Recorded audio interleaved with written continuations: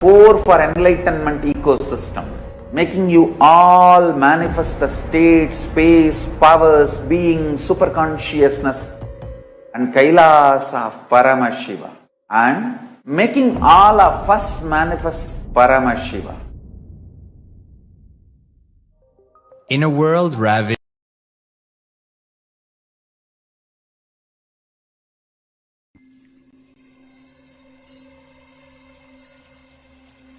I welcome you all with my love and respect. Let you all open all your three eyes. Om Nithyananda Paramashivam.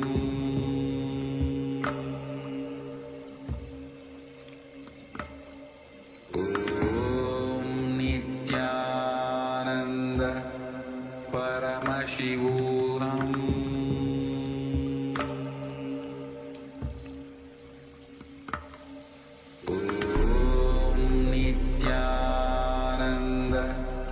Paramashivam.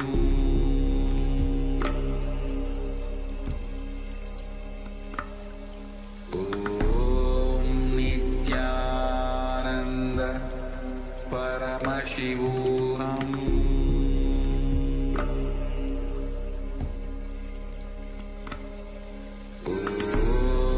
Nithyananda Paramashivam.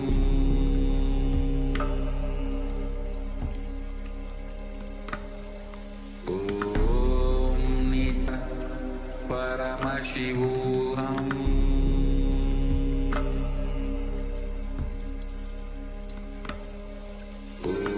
Om Nithyananda Paramashivam. Om Nithyananda Paramashivam.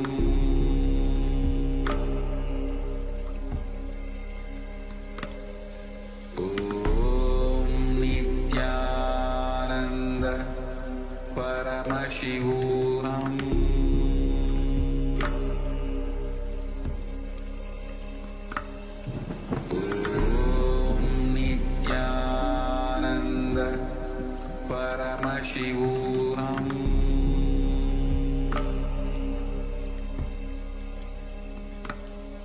Om Nithyananda Paramashivam.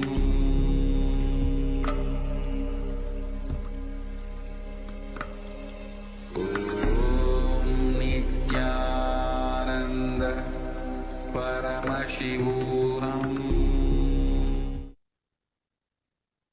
Yes, we're back. In the next segment of this program, we're going to be understanding about the time and space continuum. Previously, Swamiji had expanded upon the Kala Tattva. What is the Kala Tattva and what is time? Now, the Supreme Founder of Hinduism, Swamiji, is going to be expanding on the topic of time and space continuum. Like previously, it has all come back to the space of listening, come back to a space of deep restful awareness, move from the space of hearing to listening, so that all the truths being delivered by the Supreme Founder of Hinduism can be imbibed into our being, can become a part of our very cognition. And that can happen only in the space of listening. So please sit straight, your head, neck, and spine in a straight line. Close your eyes. And remember Swamiji in your third eye.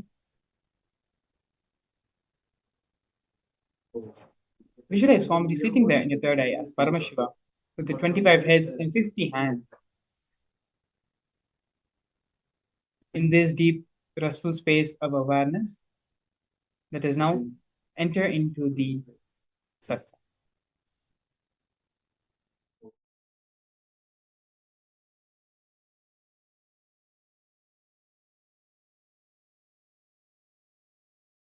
Paramashiva's direct message from Kailasa.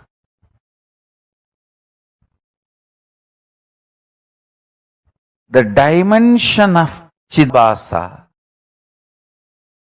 the universe, where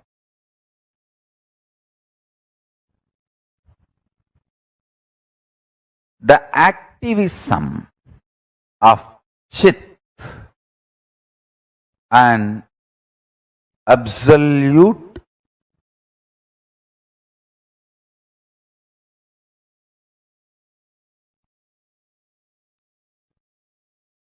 pure existential reality of Chit.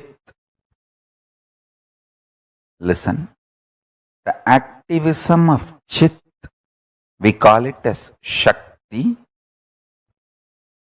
Its pure existence of Chit is called Paramapurusha.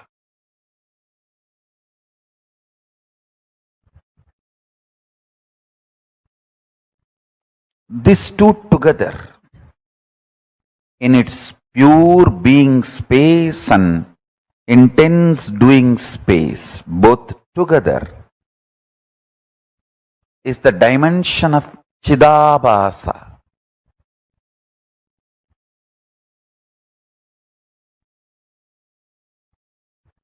That space of Chidabhasa is the source of all these 5 dimensions of the universe: length, breadth, depth, time, space. Because modern day scientists are trying to use 2 different words, time and space, I am also using the same way, but in reality, time and space is a single sheet. One edge is called time, another edge is called space. There is no watertight compartment or clear fourth wall built between these two. As I said, for some people, that same 100-meter cloth, 70 meter will be time, 30 will be space. For some, the 30 meter will be time and 70 meter will be space. That the time, space, both are same sheet. Imagine. I can even use the word sheath. Avarana. Sheath.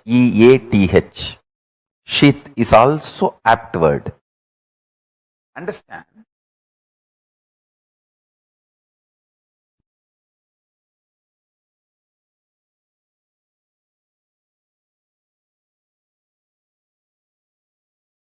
Whether you know it or not, realize it or not,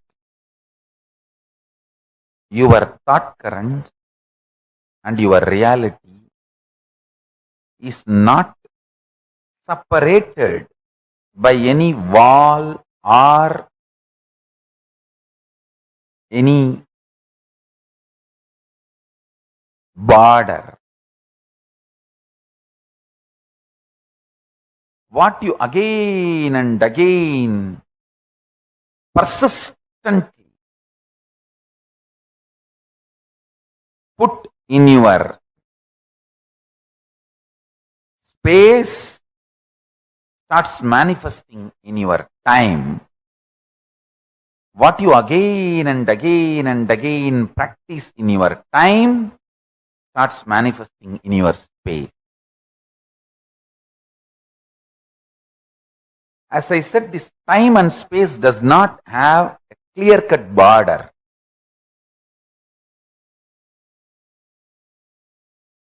For some people, in this time-space continuum, in the time-space dimension, if it's 100 meter, consider it as 100 meter long cloth. For some people, 70 meter is time and 30 meter is space. For some people, 30 meter is time, 70 meter is space. For some people, even only 2 meter is time and 98 meter is space. For some people, 98 meter is time and 2 meter is space.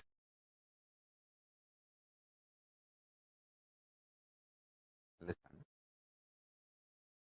When the length dimension starts manifesting its possibilities in all its multiple level, it gives birth to breadth dimension.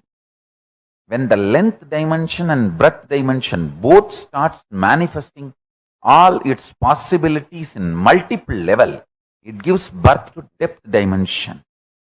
When the length dimension, depth dimension, breadth dimension, all three starts giving birth to all the infinite dimensions of them in multiple levels, in all possibilities, spontaneously and simultaneously, they give birth to the dimension called time. When Paramashiva's direct message from Mahakailasa, Chidambara, arena of the cosmic dance, is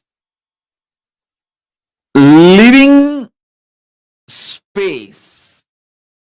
Understand? Modern day scientists, with their human mind, are able to understand about space only now, too little and too late. Understand? They are trying to understand space. Modern day scientists are trying to understand space. What they understood till now, too little and too late. Thousands of years before, Hindus had a clear understanding about what is space. Space is living existence, living entity. I should say closer to consciousness. Space is very closer to consciousness. I'll give you some of the important, powerful cognitions about space. Just if you internalize this, you can use the power of space in your day-to-day life in a very practical way, simple and very practical way. Space is a living entity. It's not emptiness, it's not dead, it is living. Second, it is very close to consciousness. Third, the space you are carrying inside you, where the thoughts manifest, is directly connected to the space where this universe is established.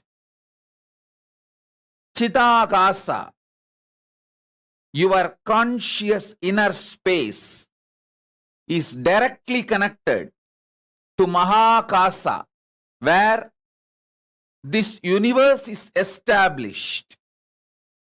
The space where this universe is established is directly connected to the space, your inner space where you are established. It means you have absolute ability to influence, inspire,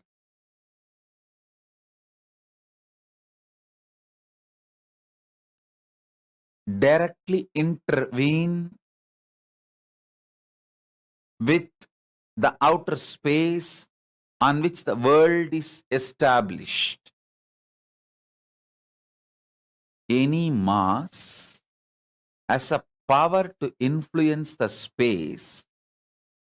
When you are able to influence space through which you can influence anything which is established in the space, and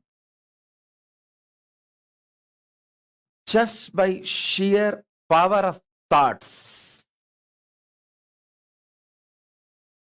You can raise, lower your mass, through which you can influence the space, through which you can influence anything established in the space. Please understand.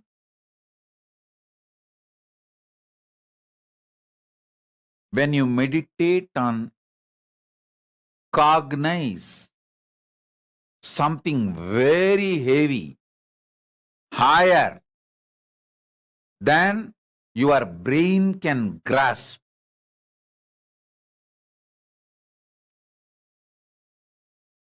your space becomes powerful. That can influence the space outside. And anything established in the space outside.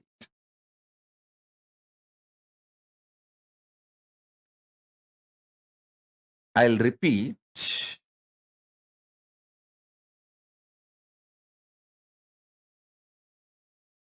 Very recently, modern day scientists are trying to understand how to influence the space, how space can be manipulated to make our lives more comfortable and better. But thousands and thousands of years ago, Hindus had clear knowledge. This time-space balancing itself and the speed of the light is constant, and the continuum of time-space balancing itself almost like eternal. All these are known to Hindus long before, thousands and thousands of years before. I'll add some more truths.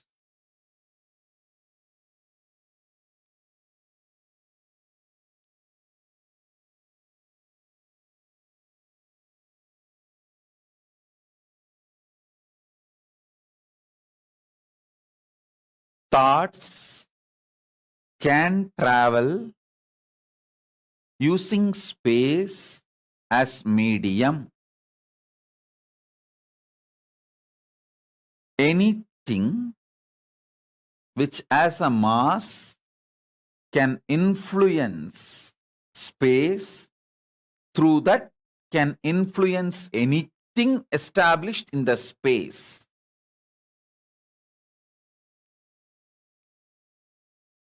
Let me be more clear and straight. Just through your thought, power of cognition, the power of your inner space, Chidambara, you can influence anything established in the space, whether sun or the moon or the universe or the black hole or the Big Bang, anything established in the space can be influenced through the power of your inner space.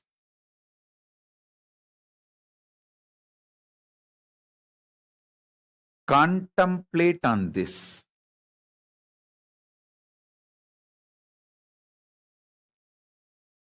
I have come down from Samadhi, brought these few important truths for all of you to chew, internalize this. Let's understand this concept, Kevala. Whenever you relate with the past connections, when you work with the past relationships, the time pulls you into that space because of the time-space continuum. See, a being which understands it is alone, Kevala, is a base material, raw material, where extraordinary powers, experiences, and enlightenment itself can flower. But once your inner space experiences the past times,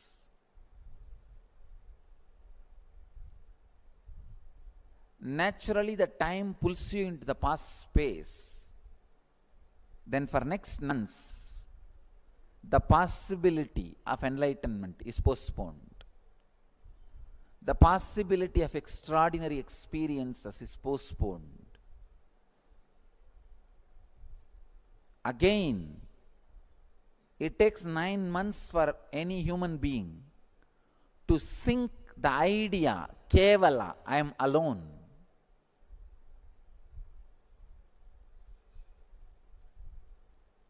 The first lesson kids should be taught in our schools is they are orphans. Understand? First lesson a child should learn is there is nobody. He came alone. He is responsible for his head and body being together. He is responsible for his hand hanging in his body. He is responsible for his leg connected to his body. Child should learn this lesson first. But normally it looks very cruel, brutal. Even the brahmacharini was shocked. She said, "What is this, Swamiji? It's too cold." I said, life is cold. Don't try to make it hot. Don't say it is cold. Use right word. It's cool.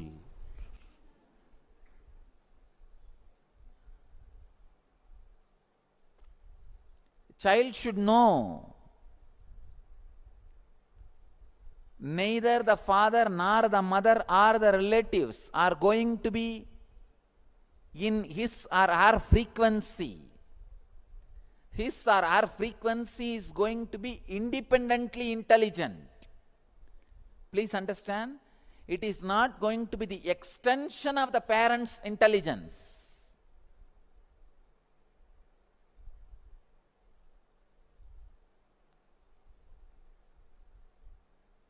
God creates, never recreates. You are going to be independently intelligent.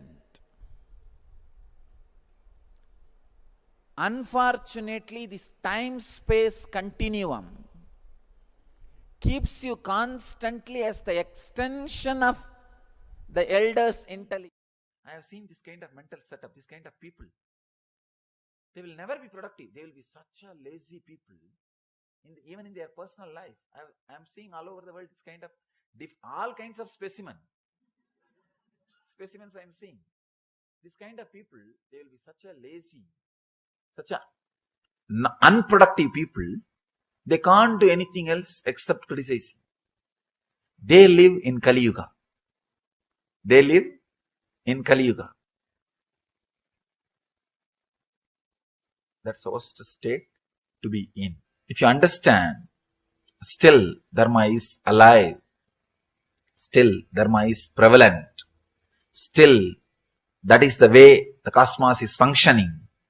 Cosmos has not changed the way because the time has passed. No. When you understand that, suddenly you will see your inner space will become Satya Yuga. You will start attracting friends, things, everything of the same energy, same consciousness, same Satya Yuga space. The third technique, understand, first technique is Shakti to change whatever you can. Second is Buddhi to accept whatever you can't. Third, it's important thing, Yukti. Yukti means clarity. Clarity. How much you change or accept, this whole thing is a one more dream. Understand? The ultimate step in Vedanta, or I can say ultimate truth in a simple words. Whether you accept or change, how much you accept or how much you change, the whole thing is a changing dream. There is no scale. The whole thing is changing dream. Now I am putting the whole thing in one word. You don't need to struggle at all. This is I can say, ultimate truth. What we call Zen. The ultimate truth. However you change, the whole thing is a constant changing dream. If you understand this truth, how much you change, the whole thing is constantly changing dream. Suddenly you will see you are unclutched. You have a tremendous relaxation inside you. People ask me, if everything is changing dream, then I can do whatever I want. Please internalize the truth, everything is a changing dream. You will not be able to do whatever you want. You will do whatever cosmos wants you. You will not be able to do whatever you want. Because the moment you understand this truth, the tremendous inner healing will start happening. The struggle or the suffering will come to an end. One glimpse, whatever is happening is a changing dream.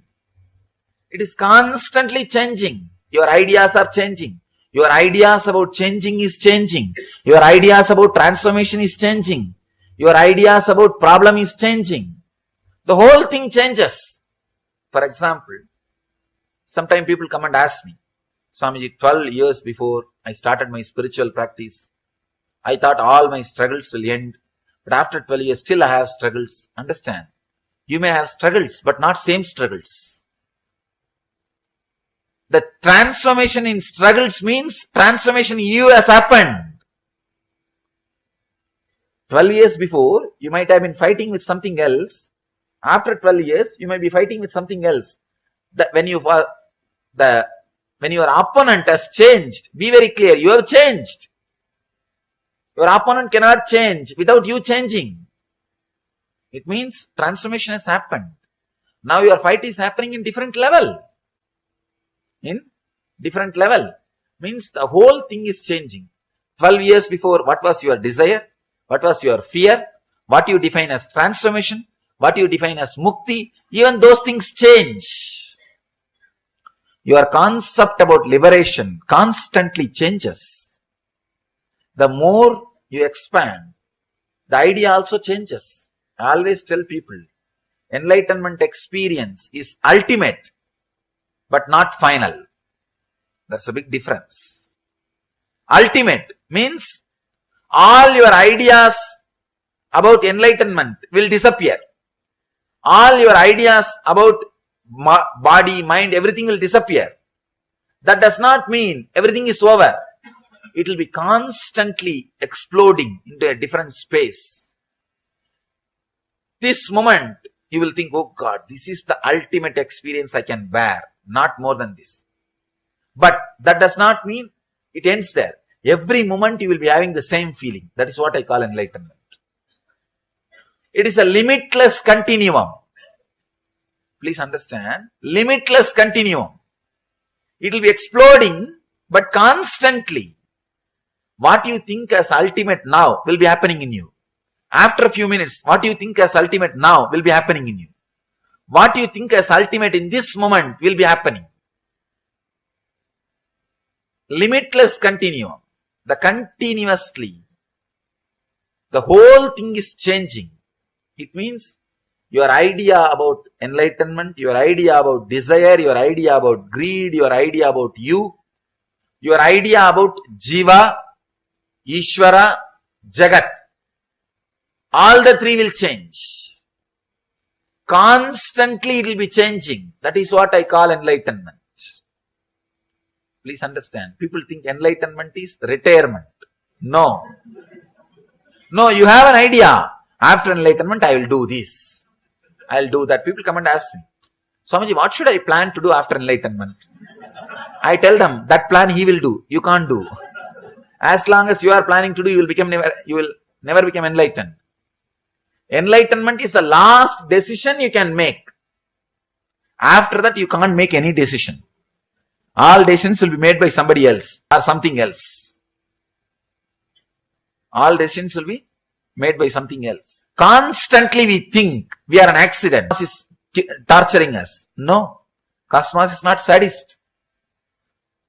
God is not punishing you. People come and tell me, no, Swamiji, you don't know, God is punishing me. Please understand, God has not come to that level to punish you. And you are not raised to that level to be punished by God. You are also not that great to be punished by God. God has also not come down to that level to punish you.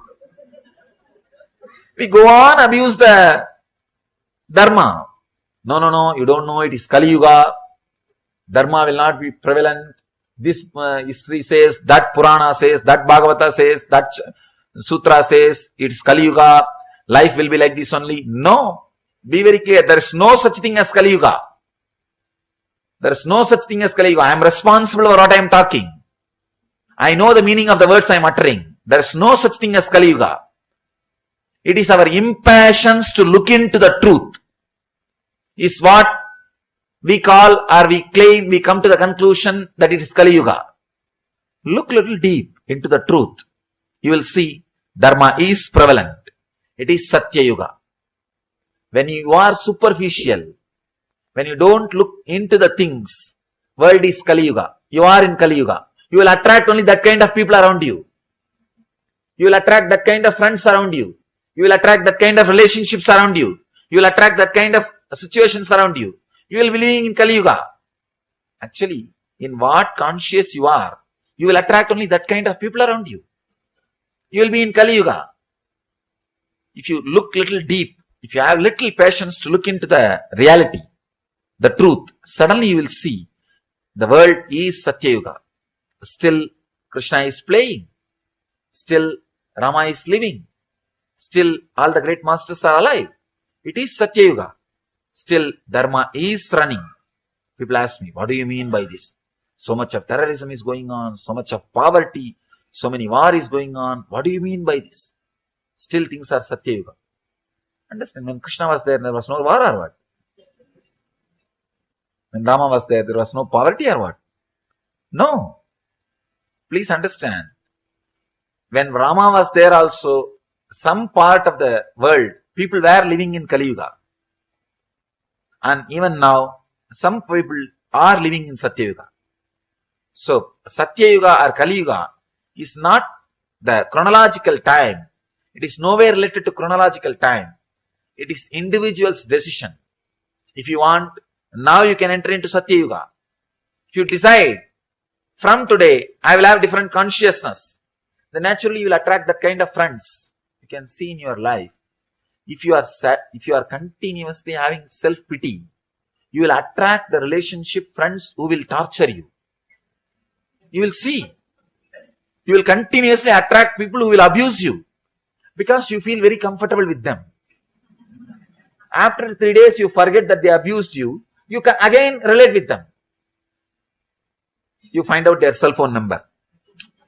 You forget. Just 3 days before you have been abused. No. It's okay.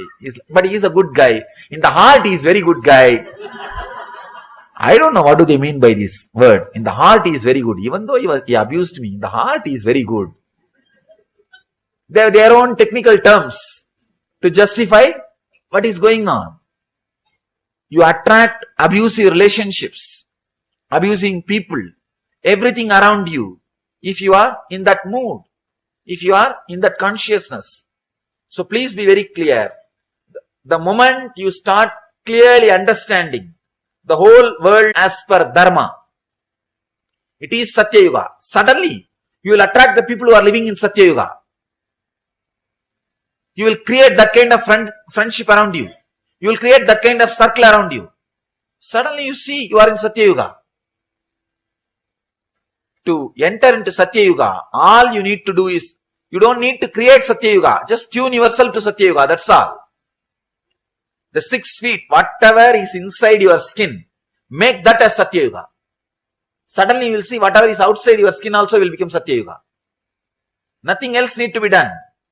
You don't need to make the whole world, you don't need to create stages in every city and go and talk about Satya Yuga. Let the whole world become should become Satya Yuga, then only then I will enter into Satya Yuga. No. No. Just change your inner space into Satya Yuga. Suddenly you will see, you will attract that. Suddenly that kind of books will reach you. That kind of DVDs will reach you. That kind of will reach you. That kind of newspaper will reach you. That kind of things will reach you. All other things will become, you will lose interest. Suddenly you lose interest in all other things. In my whole life, I never went to cinema theater even once. People ask me, I studied in college. I studied diploma. People ask me, even in college, how did you manage, Swamiji? I said, somehow, I never felt that was part of my life. I'm not old person who lived 60 years ago, long before. I'm just 31. This generation. But that was never part of my life. People ask me, it is impossible. Without being influenced by cinema and TV, how can somebody be alive? I said, somehow, this is the way I am. They say, no, you are extraordinary, you are enlightened. Please understand, when you decorate the deity on your own, your intensity's ability to be continuity. Intensity is excitement in your inner space. Continuity is ability to keep that excitement as visualization till it becomes a reality. Please understand, these are some of the ultimate cosmic principles.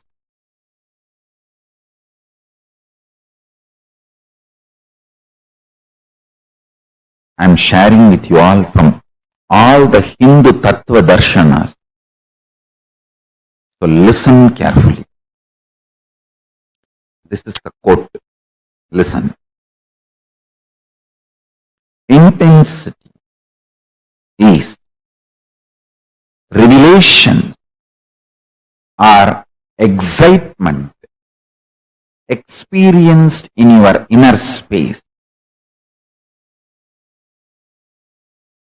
Continuity is ability to retain that excitement, revelation, intensity through visualization till it becomes reality in the physical manifestation is continuity. Understand? Doing puja, making garland for deity, doing decoration, all this creates an amazing fertile ground in your inner space. I tell you, I have done it in my life, multiple births. Life is not between one birth and one death. It's multiple births and deaths. I have done this in my multiple births and deaths. That's why I am telling you.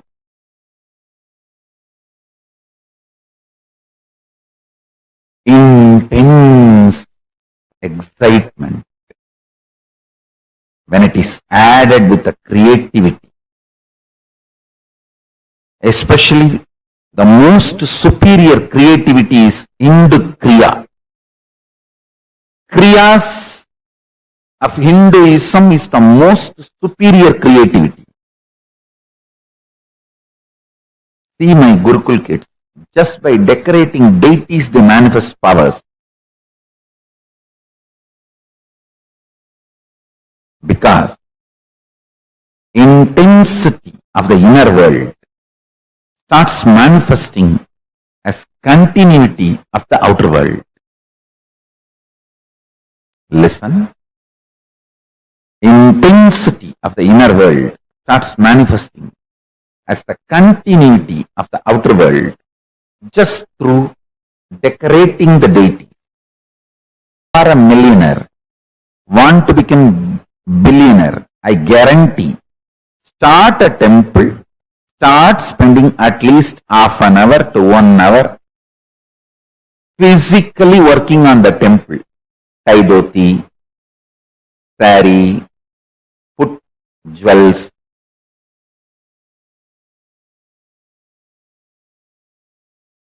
Enjoy the creativity. Please understand, one of the greatest poverty the modern day man is facing is inability to retain a visualization continuously even for few minutes. Extreme mental breakdown.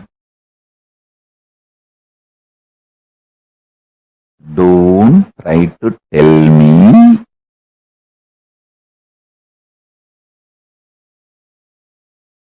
entertainment industry is full of creativity. No. Entertainment industry is full of copying, replicating, duplicating, not creativity. Creativity is less than 0.5%. Creativity, I am defining, creativity is ability to keep the inner space's excitement, inspiration through continuity till it becomes reality.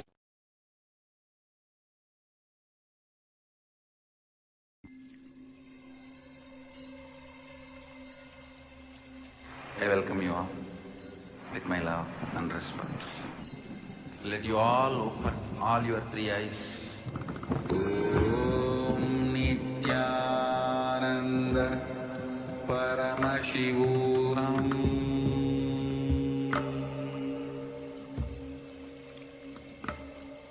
Om Nithyananda Paramashivam.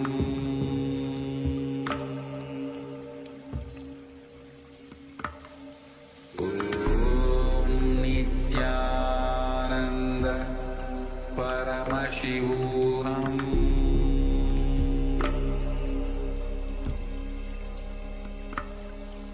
Om Nithyananda Paramashivam. Om Nithyananda Paramashivam.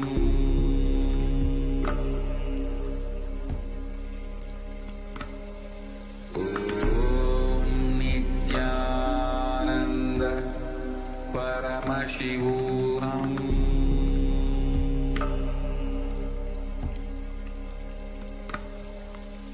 Om Nithyananda Paramashivam.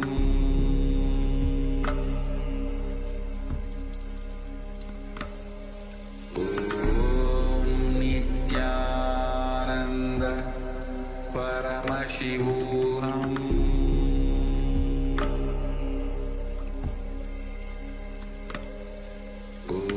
Om Nithyananda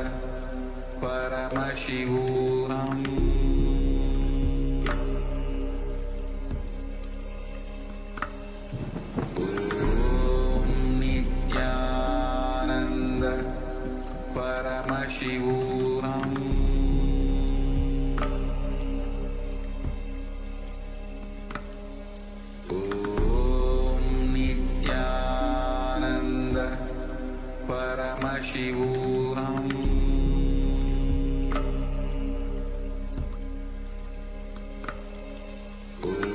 Om Nithyananda Paramashivam.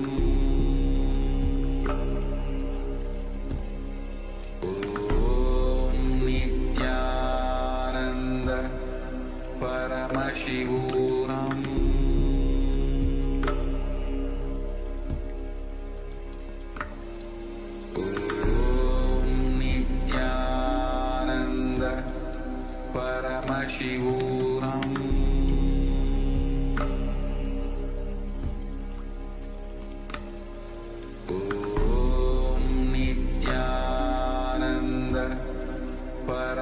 Hello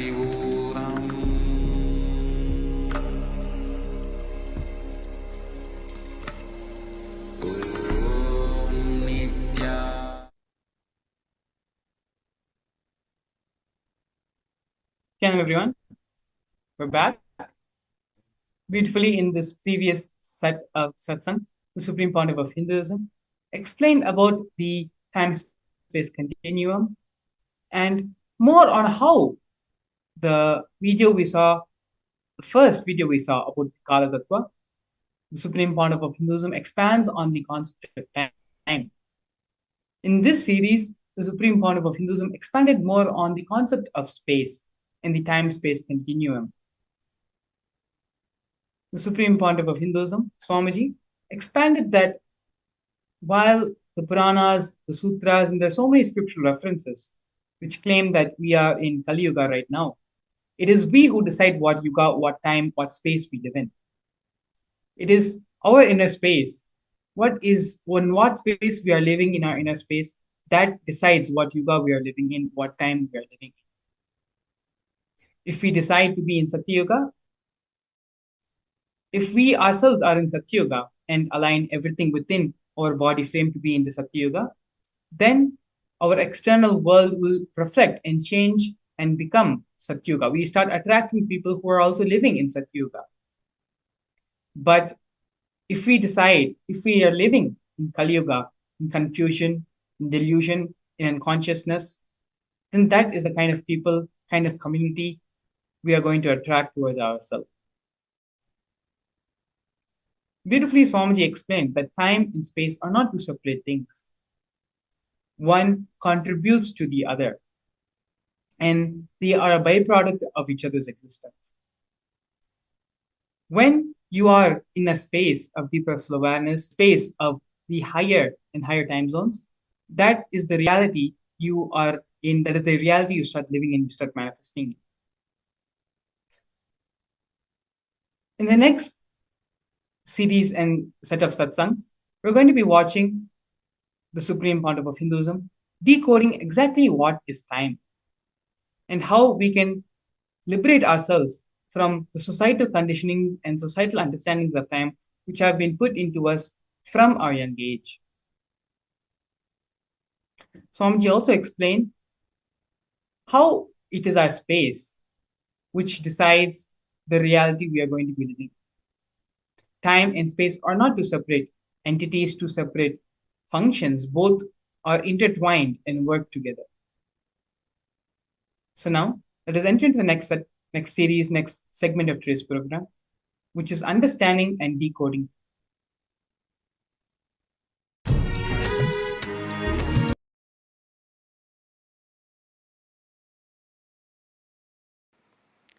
Nithyanandeshwara Samarambam Nithyanandeshwari Madhyamam Asmadacharya Parayantam Vande Guru Paramparam.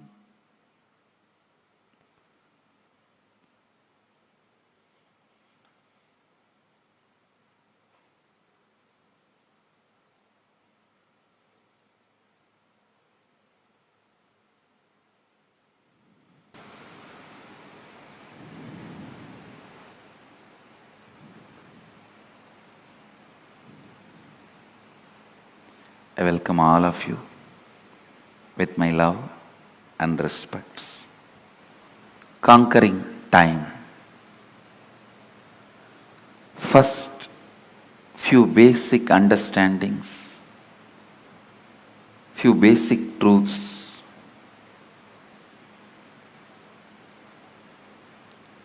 Please understand, every sacred secret, every sacred truth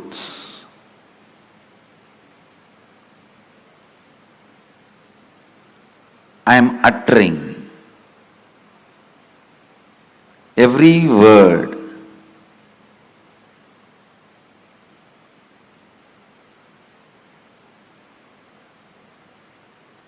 need to be internalized and internalized. Do not sit with the intellectual tiredness. Usually people have this pattern. Tell us finally what we should do.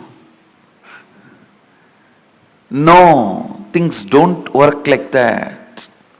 Please understand.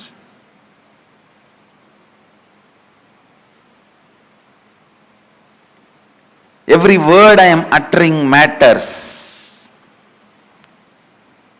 I'll give you a small example from my own life.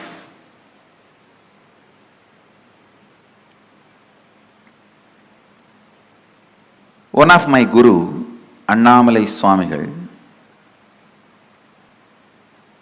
in course of conversation he told me that we are not the body, we are beyond pain and suffering.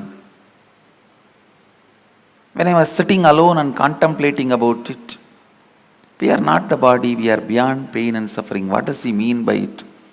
I actually experimented. I took a knife and cut my thigh to see whether we have pain. I had pain and I was taken to hospital and stitches were done and all that has happened. But I could not think what my guru uttered is lie. I was continuously contemplating. I had a yoga guru. He was also a Paramahamsa. One day he explained, he usually comes to the house where I was born and brought up. He will come home early morning, 4 o'clock, and drag me out of the bed and take me to the temple and teach yoga. I was a kid. Sometimes the moment I am out of bed, he will make me drink coffee so that I will not go back to bed. One day he was telling,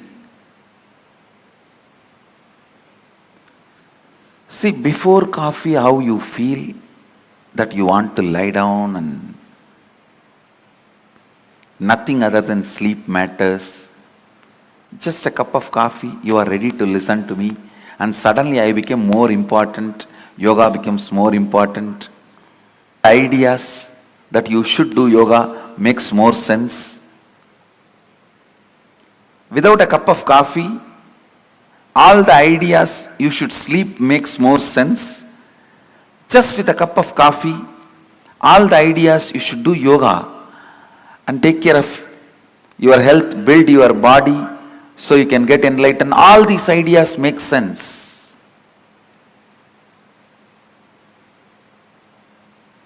He made a very important statement which I want to translate in English for all of you. He said,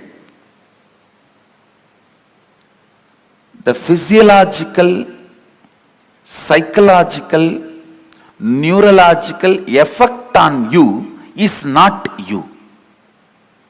Please understand. One guru made a statement, you are not the body. The other guru made a statement, the physiological, psychological, neurological effects happening on you is not you. How many of you click with that second statement? Actually, both statements finally mean the same, but the second statement suddenly made so much sense to me. Yes. Please understand. Because I could see my seeking is not just equivalent to a cup of coffee, but a cup of coffee can make such big impact. It can just drive away the sleep, make The whole yoga happened in me with enthusiasm, excitement. So when I was analyzing, cup of coffee cannot be equivalent to my seeking.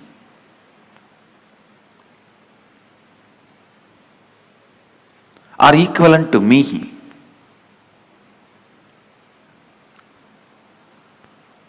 Understand? The idea he conveyed to me, my yoga guru, is whether you have the feeling sleeping is more important, that is my first priority, I don't care about anything else, or you feel no, after a cup of coffee, the thought current, no, I have to be doing, this has to be done for my enlightenment, for my growth.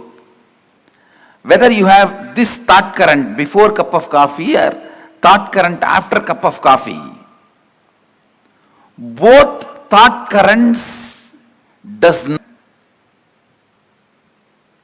both thought currents are not you, both thought currents are empowered by you, not you. That is what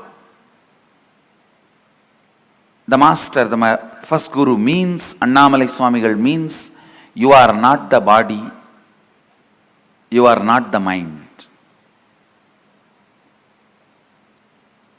When Annamalai Swamigal told me, you are not the body, you are not the mind, you are beyond pain and suffering,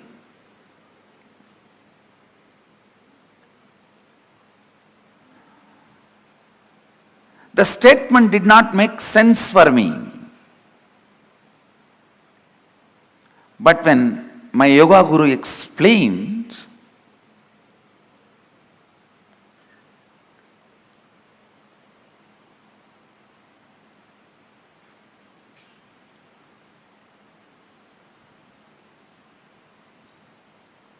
physiological, psychological happenings are not you, it really made sense. Understand? Throughout this program, every statement I make is going to directly work on your inner space, which is required to transmit this experience to you. Actually, when I had the click,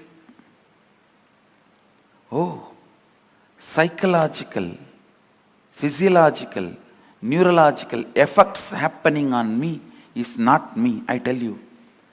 From the next day, I didn't need coffee to wake me up. The understanding, physiological, psychological effects happening on me is not me, liberated me.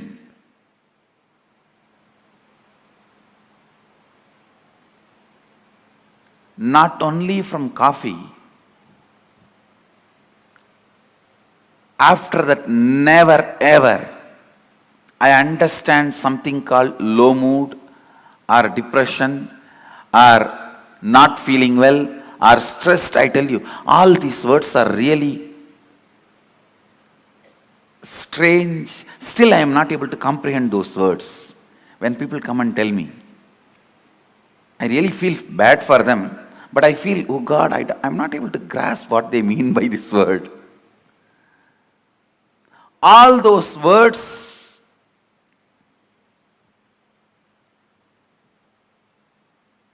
have no meaning in my life because it was such a clear understanding.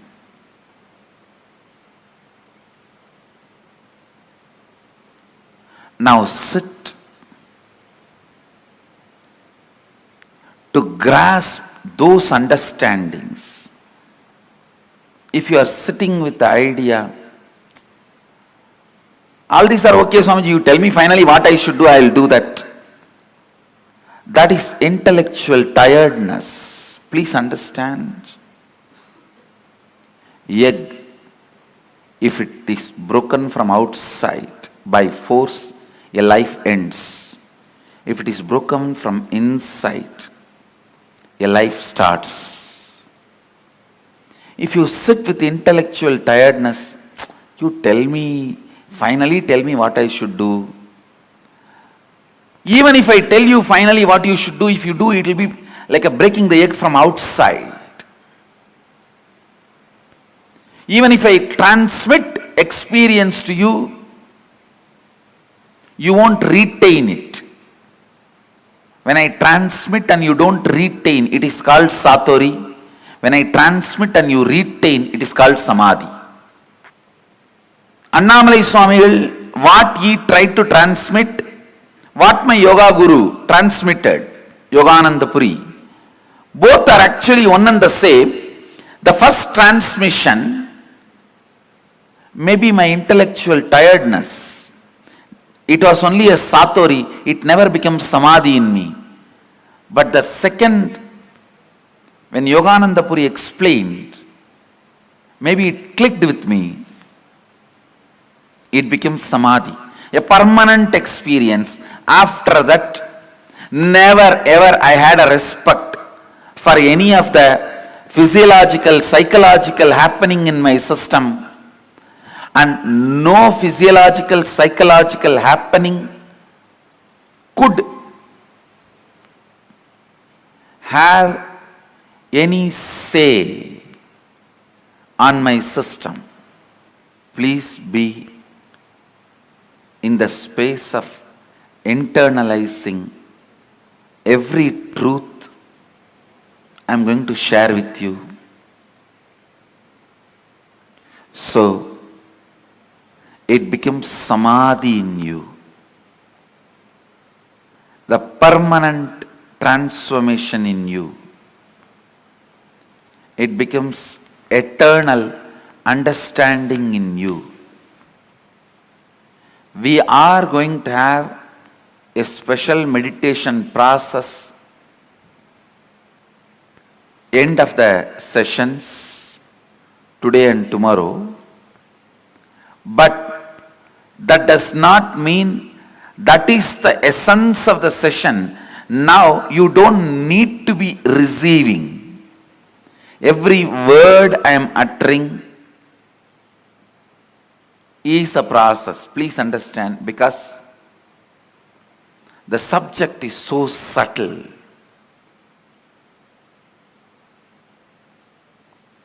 Subject is so subtle. See, when my first guru told me, you are not the body, you are beyond pain and suffering. It is truth, but it is too to grasp. It's too physical. But when my yoga guru told me, experientially, which he was able to convey into my listening,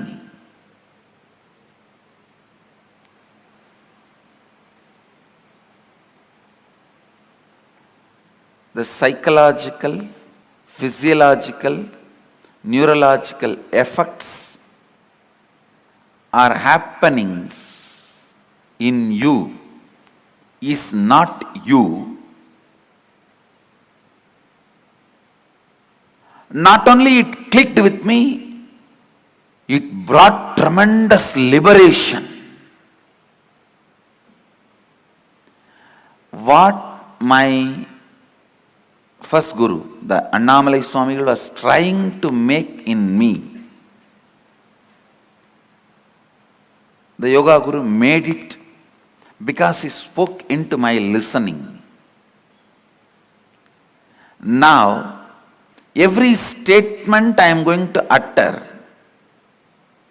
I want to speak into your listening. I will also take the responsibility of making it as clear as possible. And I also request you to be intensely listening without this intellectual tiredness, thinking, end of the day there is going to be a meditation process and Swamiji will do whatever need to be done.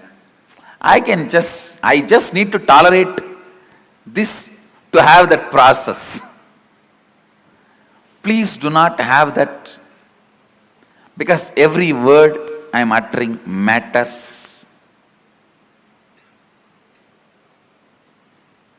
Come to the space of listening. The first statement I am making, please listen. The first statement I am making: time is a matter. Second statement: it is not absolute as you think. Please understand.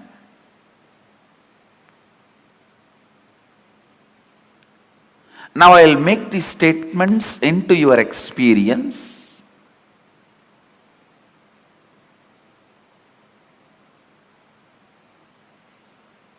These two are the Mahavagyas now.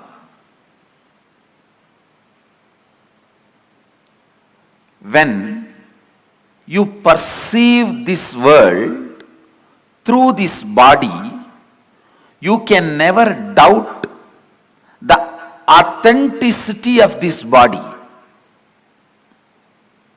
or the authority of this body. But when you are perceiving the dream world through the dream body, this body does not have authority over you. Please understand. When you are perceiving dreams with the dream body, this body does not have authority over you. Same way, when you are perceiving this world through this body, the dream body does not have authority over you. When you understand there is a body which has authority over you at some time, does not have authority over you in some other time, you can understand this body also has authority over you sometime, does not have a right over you in some other time. Listen. As long as you perceive this world through this body, you think this has authority over you. You can't understand a space without this body. Same way, because you are constantly perceiving the world, because you are constantly perceiving your reality through time, you think time is absolute and it is truth, just like how you feel your body is truth.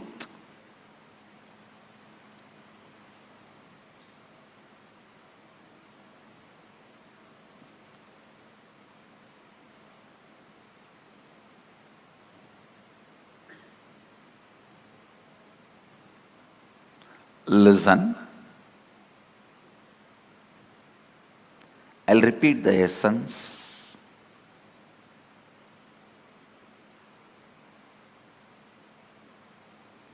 When you see, perceive through this body,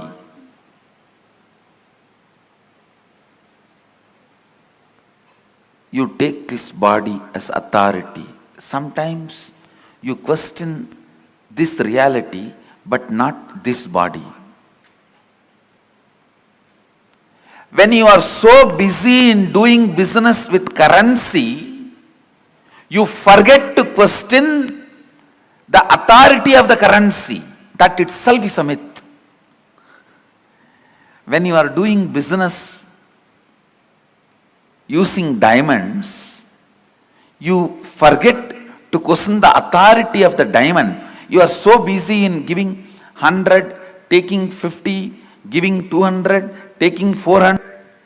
You forget the diamond itself is not something precious, or it does not have an authority other than created demand.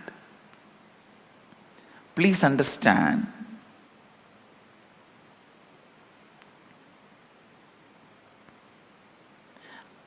I am not questioning, I am not saying don't do business. All I am trying to tell you is, understand the stupidity, you can play with it beautifully.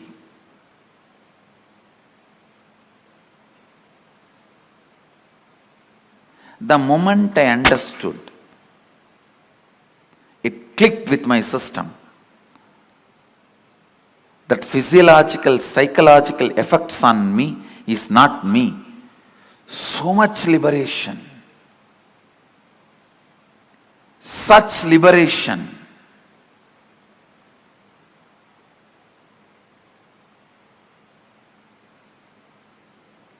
Such a beautiful space.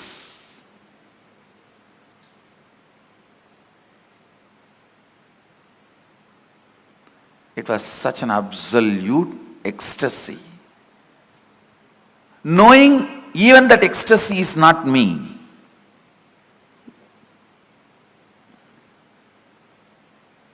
When you know even the joy happening in you is not you, the joy stays with you permanently. All joys disappear the moment you try to grab them. The first truth, time is a matter.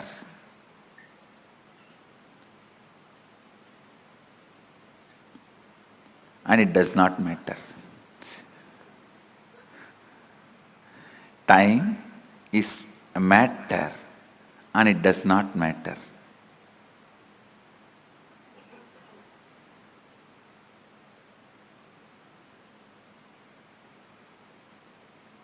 You can manipulate it as you can manipulate your body. Understand? You can make your body big or small with certain practices, diet control. You can manipulate it. You can play with it. Same way, you can play with time. You can play with time. How? We will see next. But some of the basic truths, you can play with it.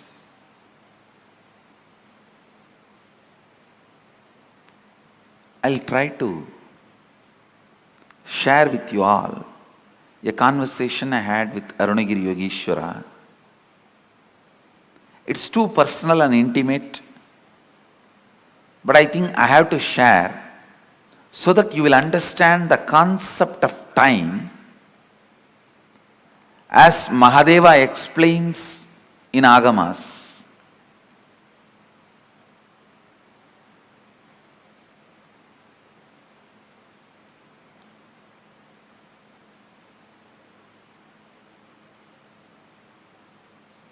One day I was sitting and talking to him. I was just so much in love, awed by his presence. It will always be for spending time I will be talking. There is nothing serious about what I am talking to him. That is why how much ever I try, I am not able to recount or recall everything I heard from him. Very less only I am able to recall, because all the time I was only awed and just I want to spend time with him. That was the purpose. So talking is only secondary. I was talking so that he will not get up and go. To make him sit, I have to talk. Listen carefully. The conversation was about time and space. He was trying to explain time and space to me. It is time you understand every statement,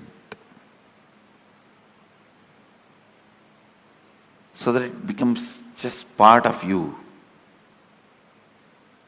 You also need to know the value of one single truth hitting you properly. Please understand, it was just one single truth. My understanding about, just a cup of coffee, only that much is the gap between me and my seeking. It was such revelation. The laziness and powerlessness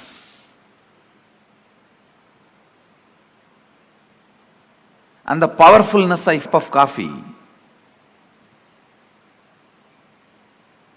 I understood are not me. I am something beyond this too.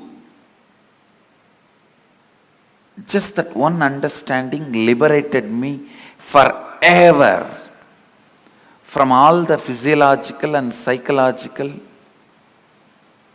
ups and downs. Never ever I had any respect for the physiological, psychological ups and downs in my system. And you don't know what great liberation it can be. So please understand. Now, even understandings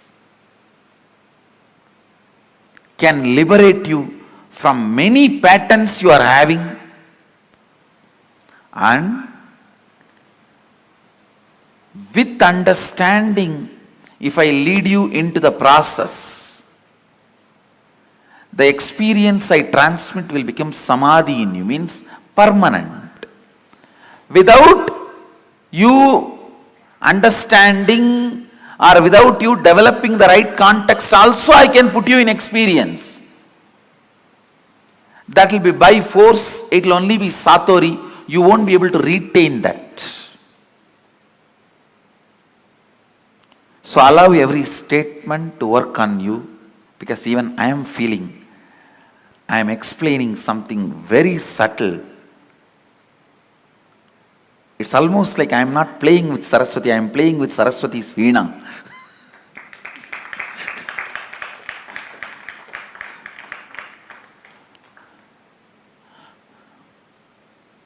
Listen to this conversation I had with Arunagiri Yogeshwara, because this is going to give you a very important click understanding about time. The discussion was about time and space. I was asking him,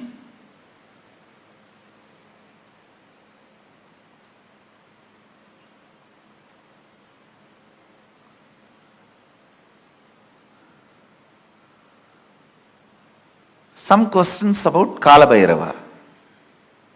That is the way the conversation started, and he was trying to explain the time and the effect of time on our system and our understand.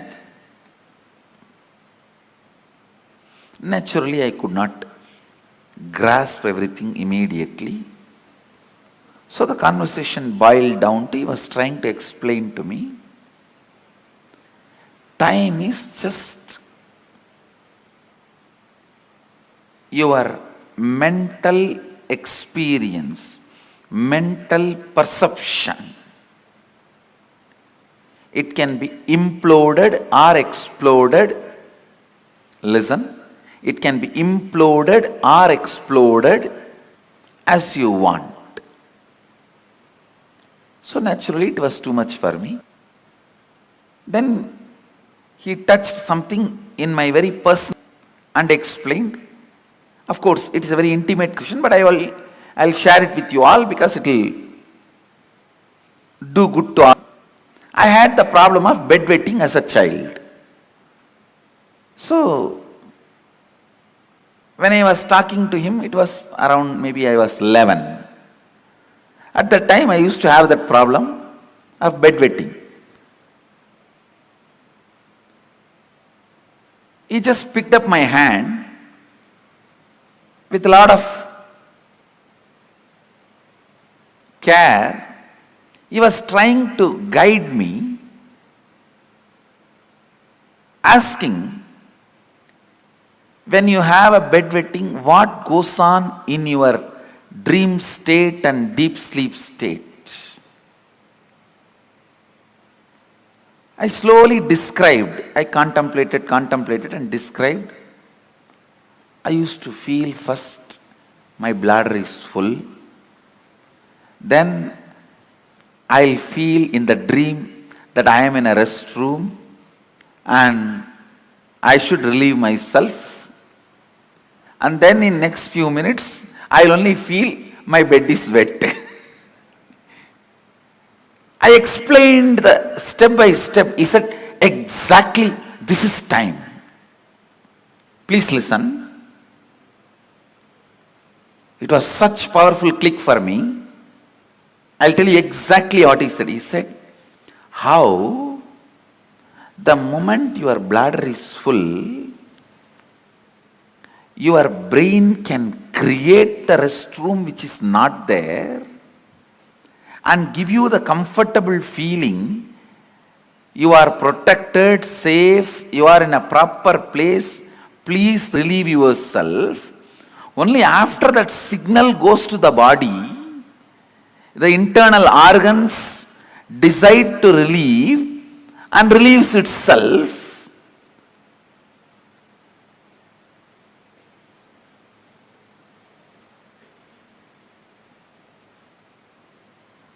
The pressure inside you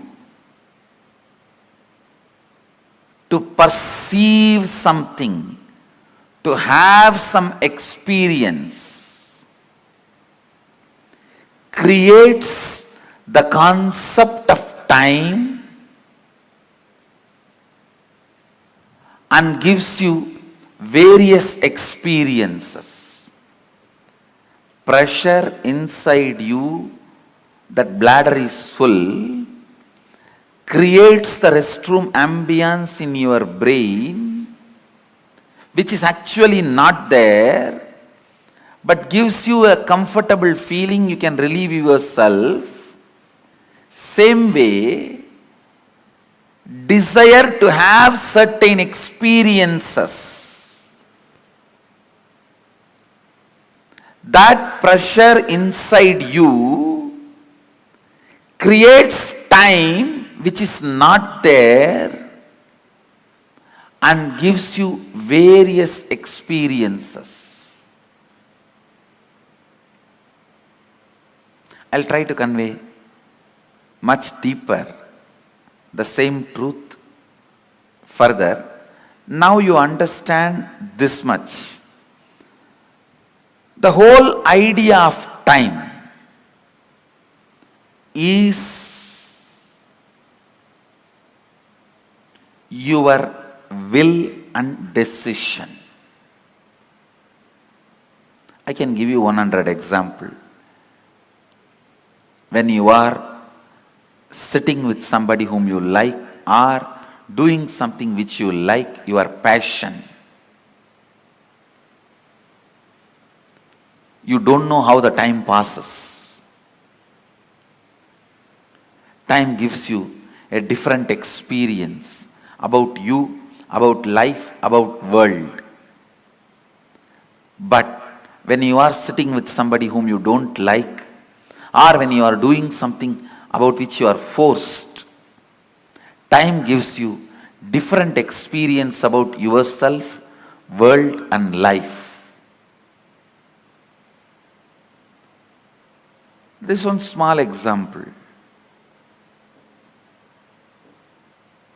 I have seen in my own life. Morning 5 o'clock, early morning 5 o'clock to night 11 o'clock, I'll be sitting with Arunagiri Yogeshwara.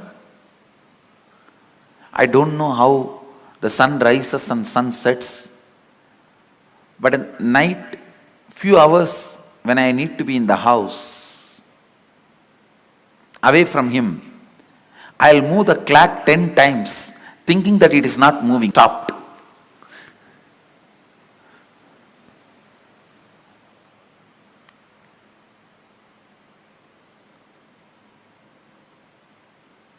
I'll feel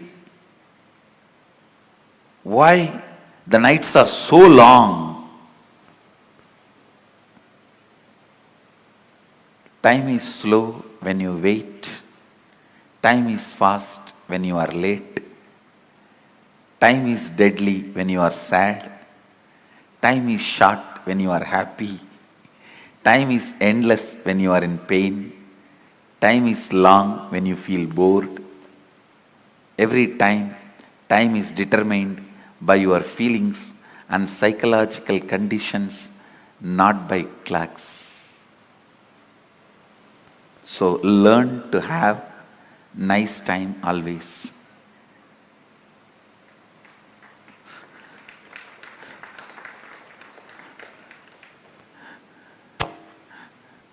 Whatever now I am sharing, most of you may know that ideas, nothing new. But I am trying to set the context so that I can lead you into the deeper understanding, especially the experience to make these understandings permanent.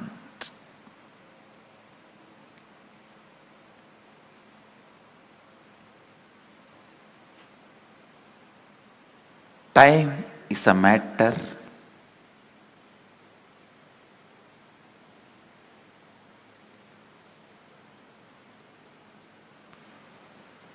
it does not matter.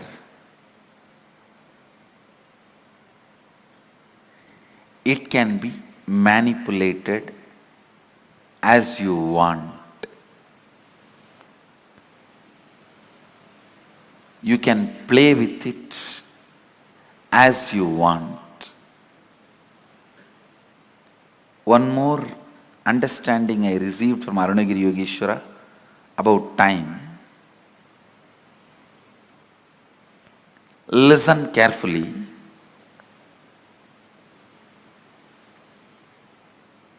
The whole life is just a vast canvas. Space is the canvas.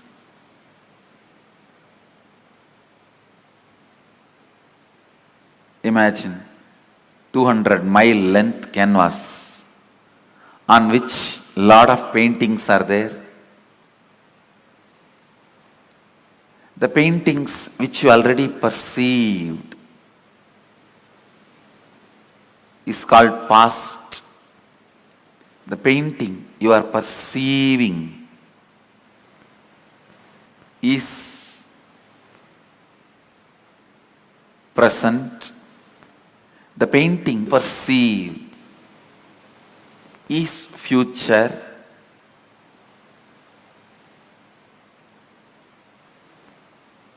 But the truth is all three exist. all three exist.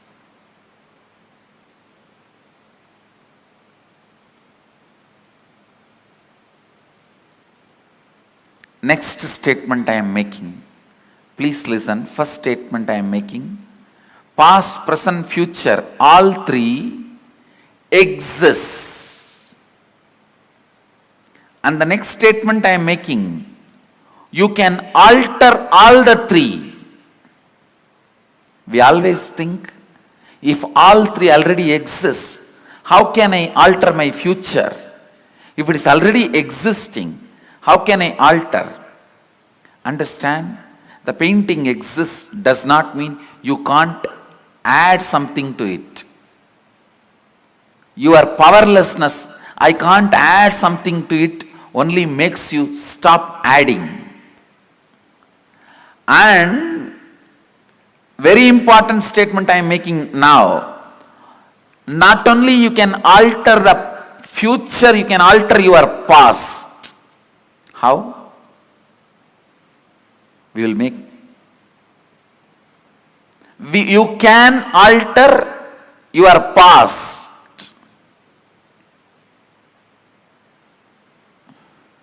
You may think, this is too much. How? We will see after the meal break. I'll give you clear experiential understanding about these 4-5 statements I made. During this meal break, go on, chew these statements along with your food. 1, time is a matter, it does not matter. 2nd, your psychological ups and downs, physiological ups and downs are not you. Next, your past, present, future exists now. Next, it exists now does not mean you are bound by it. You can alter not only your future, even your past. Let's gather for next session. Thank you. Be blissful.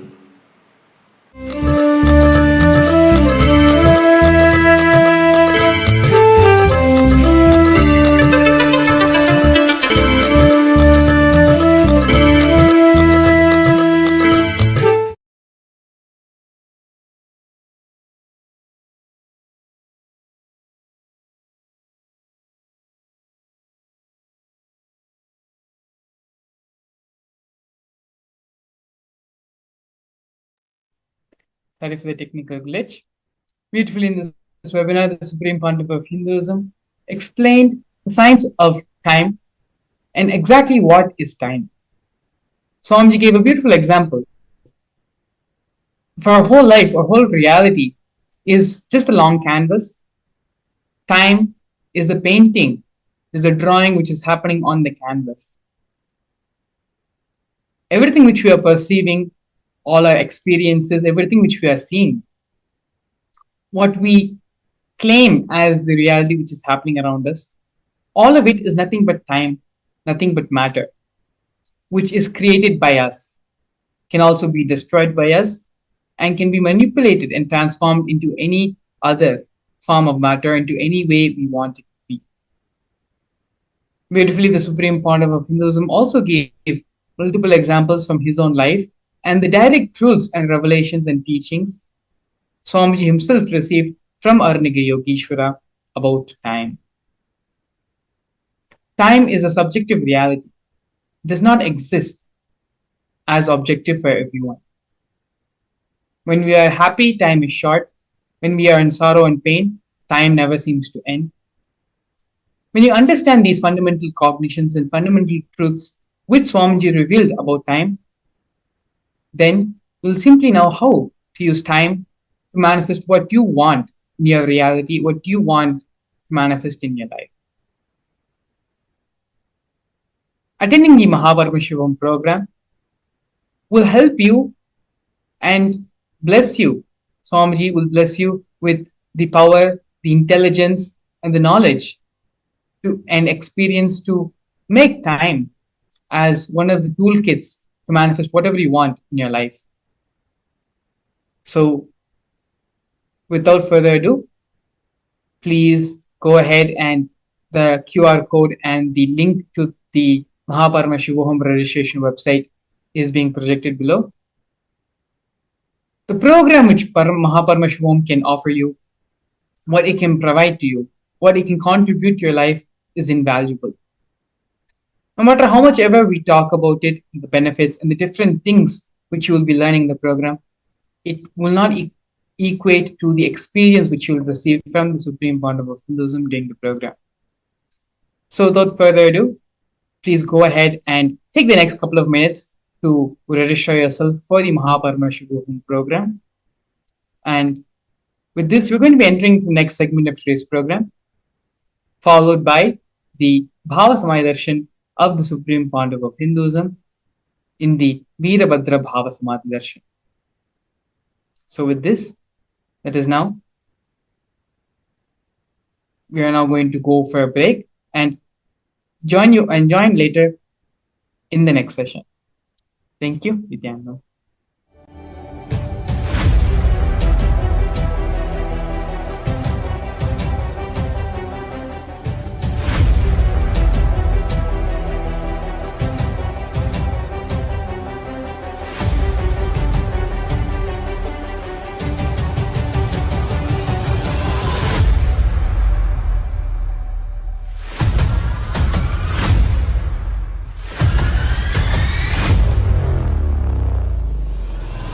Whatever I shared till now, condensing the whole thing and reviving it as experience, starting from completion, unclutching,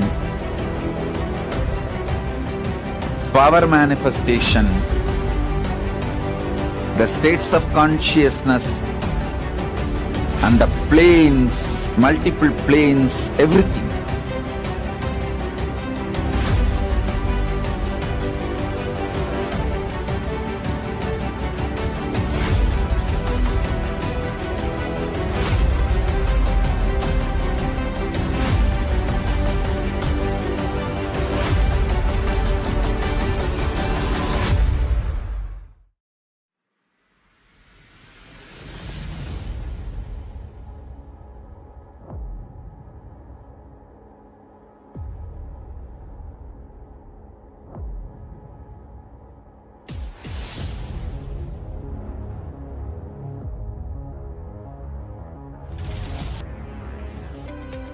Anything presented to prove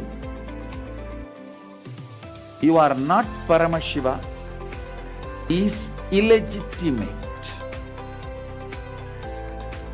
Decide this. This is super determinism. Understand?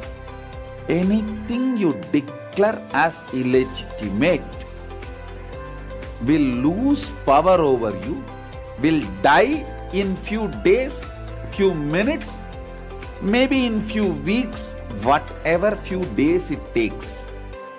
It will not have power over you. Understand? This is the method for sudden enlightenment. This is the method for sudden enlightenment. It happens by the Shaktipada. Here Paramashiva is sitting to tell you all, you are Paramashiva, you are me, with Shaktipada and Shaktinipada.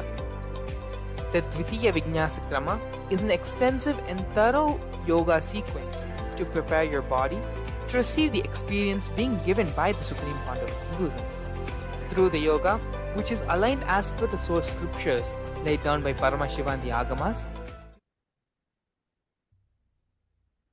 Nithyanandam Paramasukadam Kevalam Jnanamurtam Gandvatitam Gagana Sadrisham Tatvavasyadilaksham Ekam Nityam Vimalamachalam Sarvadi Sakshibhutam Bhavatitam Trigunarahitam Sadgurum Tam Namami. Nithyananda, I welcome all the viewers and participants over 175 countries joining with us for the Bhava Samadhi Darshan of the Samhara Murthis of 64 manifestations of Paramashiva, manifesting through the Nijavatara, the Supreme Pontiff of Hinduism, Bhagavan Nithyananda Paramashivam. And we are going to be having yet another exciting segment today with amazing guest speakers who are here to share their life journey. And their life journeys are something so much profound. We can see the impact of the Supreme Pontiff of Hinduism's teachings, his initiations and blessings, how it can influence in the individual level and in the community level. And today's segment is going to be about women empowerment. Yes. So you may think, yes, I've heard this before. I think I have heard a lot of shows about women empowerment. Yes, you may have heard about it. But today's segment is going to cover and unleash some of the very interesting facts on how Hindu feminism is far more advanced and powerful, and how Swamiji has empowered and taken this aspect of Hindu feminism and advanced so many milestones of Kailasa forward over the last 30 years. So, coming back to the state of affairs today, women has been a long-standing backbone of the entire society. But if you take the women in the current society today, there is a lot of inequality, oppression, gender justice, and also sexual violence and physical violence that has been encountered by women almost, we can say, 1 in every 3 women has encountered this sort of oppression and gender violence every day. So, though we may feel that, okay, I am in 2023, so many things are advanced, and people are progressive, and that's what you would expect it to. But yet, if you see the stark reality, 1 in every 3 women experience physical and sexual violence either in their home, in their families, or in their workplace, or how they are treated in the society. So this is the stark reality that we are in today, and what are the solutions that we have got in hand? So Hinduism is the most progressive religion, and Sanatana Hindu Dharma has solutions for every single world problem that we are facing today. And Kailasa, with an active global presence in more than 175 countries, is one of the largest knowledge source on Hinduism, where so much of knowledge repositories and so much of solutions that Hinduism has got to the world, Kailasa is able to retrieve and package it and present it in a user-friendly manner. So the issue that we're talking about today is about the gender violence and inequality and oppression that the women are facing today. Kailasa has time-tested solutions just by empowering women with the right understanding of feminism. Kailasa has given a huge breakthrough in this subject. And that is definitely a testimony. If you talk to any Kailasian who's a woman, you can see the confidence that she radiates. You can see the context that she holds. It's mainly because the way the Supreme Pontiff of Hinduism, Swamiji, has empowered the right knowledge about Hinduism and feminism. If you take today's feminism, most of it is all about competing with the other gender. It is never complementary, or it is never making femininity as something unique and something contributing and something extremely advanced, just with the power of femininity in each of us, whether it is a man or a female. Everybody has got that component of feminine consciousness. With the completion of that feminine consciousness, man is highest possibility. Giving that right perspective of what is femininity and how it is unique, and how by awakening this component in each of us, it can lead to ultimate enlightenment. This perspective is definitely not there. It's definitely not taught in today's feminism. And that is exactly how Swamiji has enabled and empowered all the women in Kailasa and the Hindu women today to attain their peak possibilities in life. And in Hinduism, Swamiji beautifully shares that feminism is not about conquering men. It is about strengthening the whole universe. In Hinduism, feminism is not about fighting with men or conquering men or fighting for an equal status as men. I'm sure so many of you can connect to this very interesting statement that Swamiji has given, because that is exactly how people feels about feminism, right? If you connect with any of the feminism debates or any of the feminists or activists, mostly the whole subject is around conquering men or competing with men. It is never about empowering the whole universe. And what Swamiji shares is women has their own unique place. We call women as Parashakti, manifestation of Parashakti, and all the women around the world empower yourself with the spiritual strength and realize your uniqueness and contribute to the world. So, the right introduction, giving the right introduction to you, literally gives the very genesis of your identity. It empowers you with the right genesis of the identity. It empowers you to define who you are. And from that space, any action, any reaction that's happening, it all lands in auspiciousness. And we'll take a look at a small video where Swamiji defines Hindu feminism.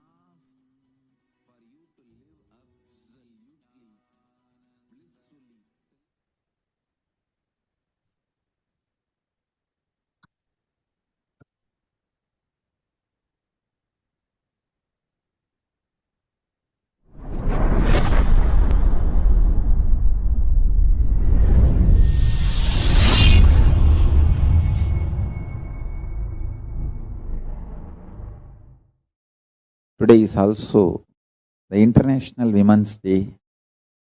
United Nations has given a theme for 2021 International Women's Day: Women in Leadership, Achievable Future in COVID-19 World. My message on this International Women's Day: understand, Hindu tradition empowers women. In Hinduism, feminism is not conquering men, it is strengthening the whole universe. In Hinduism, feminism is not all about fighting with men or conquering men or not even equivalent to men. Women have their own unique place. We call women as Shakti.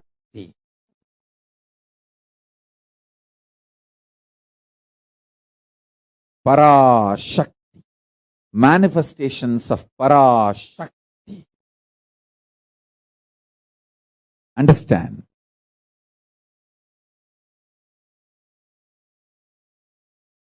All the women all over the world, empower yourself with a spiritual strength.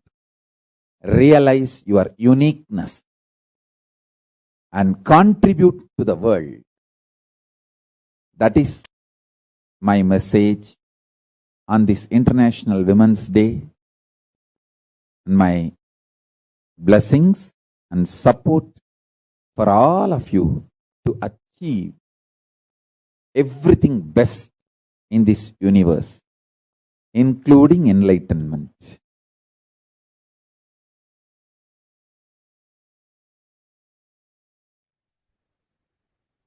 Great. You can see the way Swamiji has defined Hindu feminism. I'm sure just hearing to those words, it is simply energizing us with life positivity, and it really feels that a world can literally live this truth and end all the crimes against women. Please imagine, one in every third woman is actually experiencing sexual violence. It is something so terrible. And today we have speakers across the globe and who are here to share their first-hand experience of all of these crimes against women, but how she is able to evolve herself into leadership positions today, and how she's able to empower and enrich the society today. So we will be having Ma Priya Prema and Ma Susan Davidson from Slovenia and Canada, respectively, who will be joining us in this show today. And it's going to be an amazing journey that they are going to share with all of us. And there are so much to learn and so much to feel inspired on just understanding how Swamiji is enriching and empowering each and every being. And, as Swamiji has always shared, the whole Kailasa is built not by numbers. It is built as simple hard work. Each and every being is empowered by Swamiji, one being at a time, one person at a time. That's exactly how Swamiji has built this Kailasa, and that is what you'll be realizing just hearing to these amazing testimonials and journey of how Swamiji transformed their lives.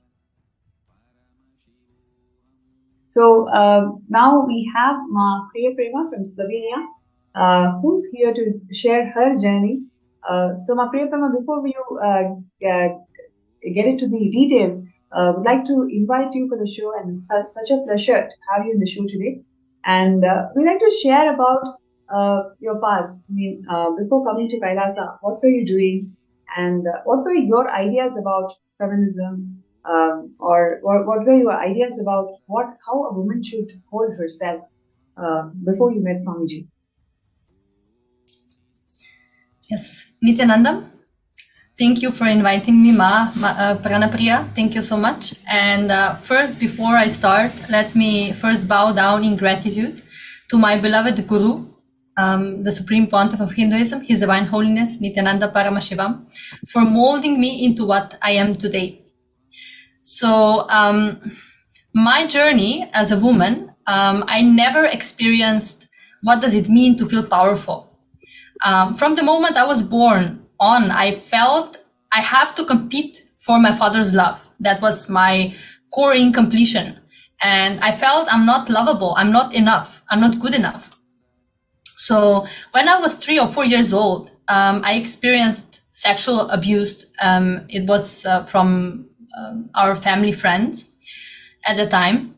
And that was the experience that basically, as a female, as a child at that time. So even though I suppressed it, later on, of course, when I started completing, I realized how much I have suppressed it. Because when I remember the incident, I felt that it could not be true. To that level, I have suppressed it because I didn't want to accept that this was happening to me. And even though I suppressed it, from that point on, I had trouble identifying myself with my feminine side. Mm-hmm. So I felt that was my fault, right? I was supposed to prevent this from happening somehow. I didn't feel that was the fault of the abusers. I felt that was my own fault. I should prevent it. And basically the only thing that was keeping me as a feminine afloat, my feminine side afloat at that point, was art. I remember when I was 9, I wrote my first poetry book, and I started sculpting and painting. So that was my expression at that time, how I was able to still keep myself in this, my feminine side alive, even though it was shattered. But over time, when I started, going to the primary school, that side of me was challenged and abused. I experienced a lot of bullying at school, and I realized at that point that I have to pretend to not be what I am. I have to be something else in order to cater to the needs of the society. I'm not accepted as I am. So, if I am emotional, when I expressed my emotions, I'm not accepted. If I express myself as emotional, when I write poetry, if I express myself in that way, I'm not accepted. I'm being bullied for that. So my cognition at that point was, I need to hide my femininity. I had to, hide this part of me. And instead, I began developing more my masculine side. I started feeling I have to protect myself. And at that time, also, I learned that in order to prove myself, I have to compete with others. So by the time I was 11 years old, I developed psychology disturbances, and I fell into depression. Simply, I had episodes where I didn't want to engage with life anymore. It was just to that level that I didn't felt anymore that creation in me was turned off. So the only solution, of course, at that time, the medical system knew, was medication, right? So that is, even today, we see how they solve this kind of situations. And even though I was just 11 years old, they put me on medication. They said, no, this is, some psychology disturbances, so we have to heal it and so on. So the side effects of that made me feel even more powerless. So it didn't heal the root cause of it. So at the age of 15, when I was 15, my father died. And then, of course, everything collapsed for me even further, because when my father died, the part of me feeling I have still the hope that, I will be able to get attention, that I will be able to be enough to reach so high that he will be able to love me and accept me. That was, of course, my cognition at that time. I felt when he died that no more chance for that. So then opportunity presented itself. We were, my mother and I, at that point, were in a really tough financial situation. So when I was 15 years old, I started working, and a person approached me and basically offered me to enter into the entertainment industry. And after some struggles with myself, whether to do it or not, I decided to do it. And when I look back now, it is basically how I figured that society will accept me. If I have the position in the society, if I have the fame, if I have that, then I will be finally accepted, right? But I ceased to live what I enjoyed. I ceased to write. I didn't create anymore, because when I was creating, whether poems or paintings, I felt alive. I felt more complete, because I was getting in touch with my feminine side. But when I started entering into the entertainment industry, it was just the opposite, which is quite interesting, right? Because as a female in this industry, you are presenting yourself. You should be presenting yourself very feminine, but the femininity that they are expecting you to show, it is not the powerfulness of a female, right? Of a woman. It is basically just catering to some needs of the certain project that you are doing. So as a model and actress, I was having external success, yes, but inside I was broken. I was shattered, empty. There was nothing there, no sign of powerfulness. So constantly, day in and day out, I was trading my inauthenticity for attention. That was the bargain, right? I got attention, which I was always thirsty for. So there was never enough, because the root of it was different. So even after some years, when I started working on television and, I became the journalist, they didn't change, because in this world, we would say, okay, this is up the ladder, right?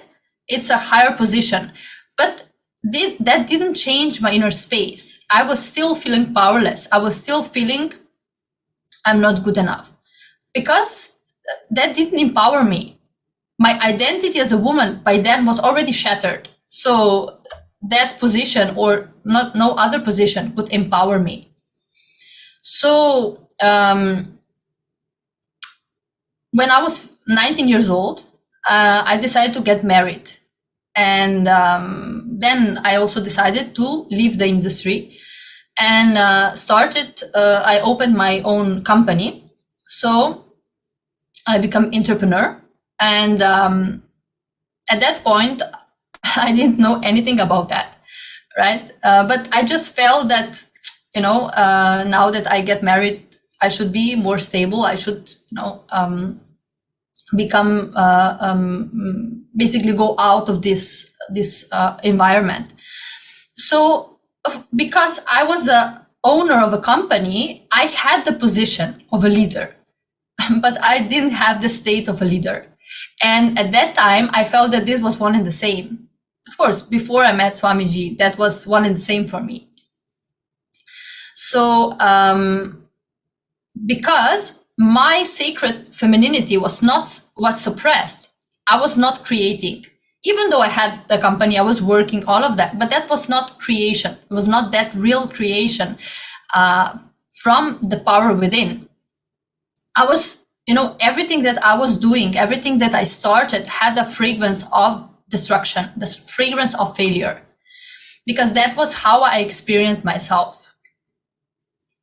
So basically in this industry, exchanging powerlessness for powerlessness is what it is all about. Because the woman on one side exchanges her powerfulness for the attention that she craves, and the man in turn exchanges his powerfulness for the position that he craves. So both end up robbed and exploited in the process and start competing with one another for the power, right? Instead of uniting. So that inner space that I had led me to a marriage that was abusive, because through the whole span of life, it was never about having a quality relationship. It was about me getting the confirmation that I am loved, that I am protected. So because that I was so desperate to get that, I ignored the warning signs, everything, and I allowed myself to be beaten and abused every single day of my marriage. And I remember myself at that time saying, not only thinking, also saying out loud that God has abandoned me, that God does not enter into that house, because I felt like I'm not deserving anymore of God. Even though as a little girl, I every day I prayed without any words, because but every day I prayed to God and said, please show yourself to me, please come to me. That was my prayer every night. But after I got married, really ceased to believe that. I believe that I'm not worthy of that anymore. So after 4 years of the marriage, I finally left my husband. And even though I have left, I have come back several times because of my insecurities. So I left, yes, but what I was inside, the powerlessness, the insecurity was still there. So I came back many times. Then I finally left and got divorced. Because while I was coming back, I didn't think I deserved better. I felt I was not entitled to a better life. So after some years, I had some very severe car accident where I miraculously survived. And I simply felt that, God was with me at that time, because I would have died in that car, but I didn't. I survived. So I started thinking, okay, so maybe God is still here for me. So he didn't abandon me. So I started seeking. I started feeling I have to get back to what I was. I have to somehow whole thing that happened in between. So in order to heal, it was a long process. And in order to heal, I started writing a book. I didn't even think of it as a book at that time. It was just, notes, basically. It helped me because that was what I was doing my whole life. Writing, that was my big love. So that was my way of healing and of expressing. And then when I started, somehow I started interacting with in groups, when I was visiting these groups for abused women and all of that, I started understanding that what I have to say matters. So my story, my experience matters because not all the women will abandon that marriage. Not all the women will get rid of it, right? Maybe they will remain in the marriage because of the kids or whatever it is, right? I didn't have kids. So for me, it might be easier, right? Or not, whatever. But women, a lot of the time, stay in the marriage, whether it is for children or for some other reason. And I understood from, the women that I was speaking with that I should, if I have that courage, I should speak openly about my experience. Because the notes that I made was very raw. That was a very raw expression. I didn't alter it at all. I shared everything. All the dirty details, I would say, of, from how I was bleeding, how everything was there. So I decided at that time, when I was listening to these women, I said, okay, so if I don't do it, if I don't say, then who will do it? Because in Slovenia, there was no manual, or there was no experience, direct experience of a woman who survived something like this. So I decided for me to go ahead with it. I decided to expose myself, and because of my exposure in media before, naturally that means also that I will be exposed media-wise. So I accepted that also, but I felt that was more important than anything else. So the book came out and became the manual for the abused women, and I was basically very honored that I was able to contribute something to the lives of any woman who goes through the same thing. So in this process of healing and, raising myself, I might have been trying different spiritual techniques to empower me, but inside, even when I was writing this book, I was still a shattered little child who deeply believed that failure is what is destined for. So when I look back now at the book, right, when I'm reading now my book back, I see that was still the space. Now, from this space now, of course, I will write it differently. I would have taken the responsibility, even in the writing, for what I have decided to experience at that point. So it was, yes, ma, sorry. Sorry, Priya Prema, I just wanted to make a note here. See, typically, somebody who has gone through such hardship right from young age, and then taking up a bold profession like modeling, out of the incompletion that, I need to really empower my masculine side, and then going through this very tough married life, and then saying that, okay, let me discover myself, and putting that story out so that brings the awareness.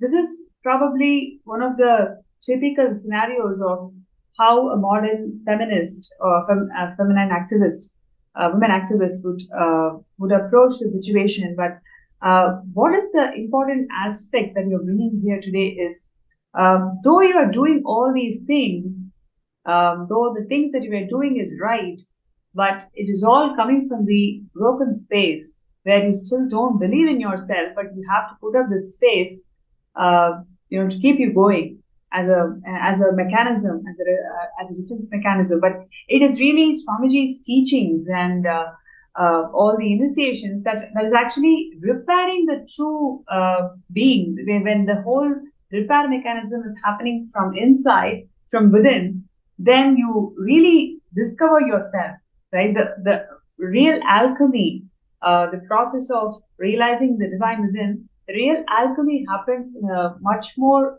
powerful way, which is what today's women require, isn't it? Yes, Ma. See, it wasn't until I attended Paramashivam level 2 at that time. It was the beginning of the COVID, epidemic, that for the first time I realized, or I encountered myself with real feminism. That was the first time I even realized what it was, right? Because when you speak about feminism here and there, it's completely different, right? And I was simply mesmerized by how with each word Swamiji was cherishing the Divine Mother. And I was reminded at that point of my true identity. I realized how much I have lost in all of this time. So the more I started living in the ecosystem of Kailasa, of course, all the initiations, satsangs, of course, the yoga, everything. The more I started living in ecosystem, the more I felt empowered. The restlessness that I felt inside just disappeared because I did not have to search my power outside anymore. It was just sitting in my inner space, right? Waiting for me to be awakened. So that was one breakthrough. And I still remember, the moments in this program where simply everything shattered. And I remember when I applied for the program, even before that, I was already connected with Swamiji, but I was just listening to satsangs, right? And Kalpataru program I did. But I remember still, I just woke up and I still remember the email that I got. And there it was in bolden letters, Swamiji's quote: "Once the program ends, you will not be there anymore. Only Paramashiva will be there." And I remember myself saying, that is what I want. I don't want to be what I am now. That is not what I want. That I don't feel connected to that. This is what I want. And Swamiji delivered that 100%, 1000%, more than that. So later on, when I became I became involved with, started volunteering for Kailasa, and later on, I got the blessing to become the coordinator for my country. That was the point where all the insecurities came out also, because the space of a leader was different from the position. That was the click that I still didn't got at that time. But through all the churning that Swamiji was doing, pulling everything out, but in the same time, so beautifully, exchanging the all that it was churning out with the leadership space. So I started at that point when I worked, when I worked and volunteered, and I started doing his work. I started to realize the value of one woman empowering the other instead of competing with one another, right? Because that is the world that I was coming from, competing with each other. So the ecosystem of Kailasa made me fall completely in love with my own femininity and rediscover it, because I didn't realize what it was before. And of course, heal from all the times where I allowed myself to be exploited. So before, I can say that I was chasing confirmation from outside through position, fame, right? Relationships. But no matter what heights I reached as a career woman, I was not able to be satisfied because my broken self was, still there intact. There was never satisfying enough. And even though I experienced all the extremes in life, whether it was, when my father died, me and my mother, went through the extreme poverty of being without electricity, water, all of that, and going to the heights of being a sales director of a big company and, having a luxurious life, tasting it. But all of these heights today, when I look back, neither of that impresses me now. Nothing is important because I'm not mesmerized by the world in whatever shape it presents itself, whether it is low or high, it doesn't matter. But what I'm utterly mesmerized by is by the love and showered me with, that I am utterly mesmerized with. And today, I know, of course, now it's different, but now I'm realizing, today I'm realizing how he guided my whole path, how even when I was not realizing everything, whatever I have experienced in my life has been a preparation for what I am today, for being here, sitting with you today. That was all a preparation. So when I realized that everything completed from the past, everything collapsed, I ceased to be a victim. I was not recognizing myself as a victim anymore. It became a celebration. Even, when I look back now at my ex-husband and all, the experiences that I had, even before that, I see it all as a lila, as a celebration, because it was all part of me being here. So when I realized that, it just, the integrity and the stability and chastity that Swamiji awakened in me, it what became my power. That is my power today. So this is what I identify myself as a feminine, right? The stability to stand by what I have decided for, no matter what happens, no matter any external situation, and the integrity to do it constantly, to not, waver in whatever direction. So because I wanted that space to be transferred to others, I decided to take a patsanyas because I felt that that is really the ultimate way how I can, empower other women so that they can get this space also, so they can reawaken this power within also. And not only that Swamiji liberated me from heart disease, depression, anxiety, all the heavy medication that I was taking for 7 years, but ultimately, he gave me a new life. He gave me liberation from all my limited cognitions that I had about myself, from all the fake shyness that I have put on myself, or arrogance, inauthenticity. And he raised me to the space of a leader just by, I would say it's not just, right? But by awakening the divine feminine aspect in me. That was the most, powerful thing. And when I look back now at my life, how it was, just maybe if I just look back 3 years from here or 4 years, into the past, it just, there is no expression of gratitude that could match that. Whatever I say today, whatever I do today, even if, I don't know, it's just no expression of gratitude is enough. And there is no better way of giving back. Of course, I will never be able to give back. That is a fact. But the best way that I can contribute is by empowering other women and making them part of the Kailasa ecosystem. That has become my mission from Paramashivam level 2 on. It has become my mission. It has become the reason why I live. So, because I strongly believe that only through the reviving and remembering the Vedic feminism, we can bring justice to what humanity has lost by suppressing the cosmic mother in each woman. So, because it is not just, that is not only a problem, we say feminism, also that is only for females. No, that is a problem for all the humanity. Because all the wars that we're watching today, everything, if we just take the example of the Ukraine war, right?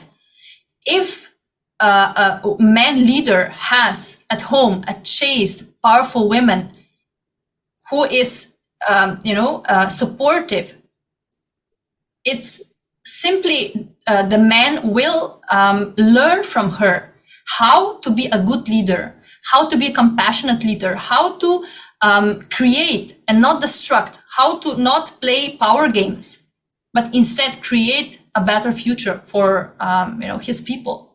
So here we are seeing this example. If real Hindu feminism is awakened again in women, then also all the men will be awakened to a better leadership or whatever they're doing in their lives. So, I'm really. Priyaprema, I just wanted to jump in and add here. Firstly, we'd like to say that it is an incredible journey, what you're saying. Somebody who has gone through so much of baggage in the past, and that is something not very easy to let go of, to how Swamiji has made you feel that you have to enrich, you have to share the science with thousands of people. So you can see the amount of passion that you're having in terms of revival of this entire culture and the whole wing of Kailasa. I think one of the things that you also mentioned about the various initiatives of Kailasa and how literally it helped you towards manifesting what you want in life. So one thing, especially for all the indigenous women out there, Kailasa promises the right to quality of education. Every single person who is born, they have right to know the right to utilize service, which is here in this case, it is TTS. So really, if you look into all the things that we have been discussing in a personal level, it's more of for each of the tasks, it just goes into a worm, like there's no way to come out of it. But Swamiji's initiations and Swamiji's Darshans and Swamiji, how he connects to Devi, all of that, we can literally see that 8 out of 10 verses, either they carry mistranslation or that translated version does not even exist. So this is how people exploited the Sanatana Dharma when we were discussing about it yesterday. And in terms of giving voice for this initiative of breaking violence in all the forms. In every single form, that there is this huge pain, and Swamiji's grace and blessings. We need to think about how do we come out of the situation and really live the way he wants.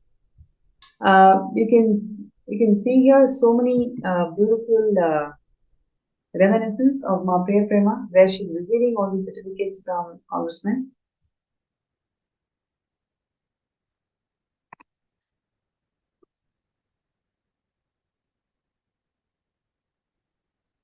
Ma Priyaprema, am I audible? Yes, ma. Yeah. So I was just checking with you, like how do you feel this whole movement of Kailasa is instrumental in your transformation at an individual level, and also you want to extend this for all the positive intentions also. Yes. So I would say that there is no leader in this world who is empowering women as Swamiji is doing. There was never that kind of a leader, and it is not. Really, it is just something incredible that every single time I hear when Swamiji is speaking about feminism, about women, it's just something that is very, very emotional. It touches my inner space very much. And the inner power that I got by being a part of Kailasa ecosystem, it can never be taken away by any external or internal force. And my decision to stand by Bhagwan in this revival cannot be shaken by any of my human attributes. So I would say that here, the most important thing, the crucial time is now, right? Our role in society is very crucial in this time. And how his love and patience nurtured my inner space in such a way that I'm now able to represent Kailasa, like you said, right, in front of the, president and ministers and mayors. That was never possible for me before. How I recognize it, that would never be possible before, because I would be shattered just at the thinking of it, right? But I know very well that it is not I am doing that. It is who is manifesting through me. So it is his extreme compassion making sure to raise me up to my highest possibility that I never dreamed of before. So to any woman out there, if you feel you're not heard, you're not respected, if you feel you're not free to express yourself fully, then please join Kailasa. Become the founding mother of Kailasa. That will not be only a blessing for yourself. It will be a blessing for many generations to come. So that is my humble request to all of you. Just give yourself this blessing.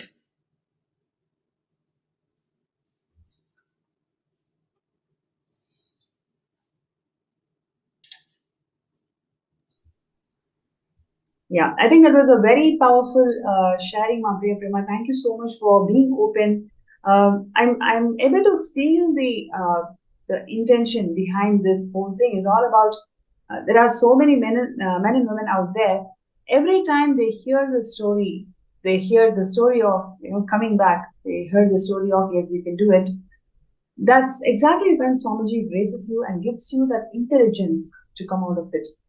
So we all need to move small toys, and Swamiji is going to move planets for all of us. Just really allowing this Mahavakya, this entire thing into all the times, like food or truck delivery, whatever it is.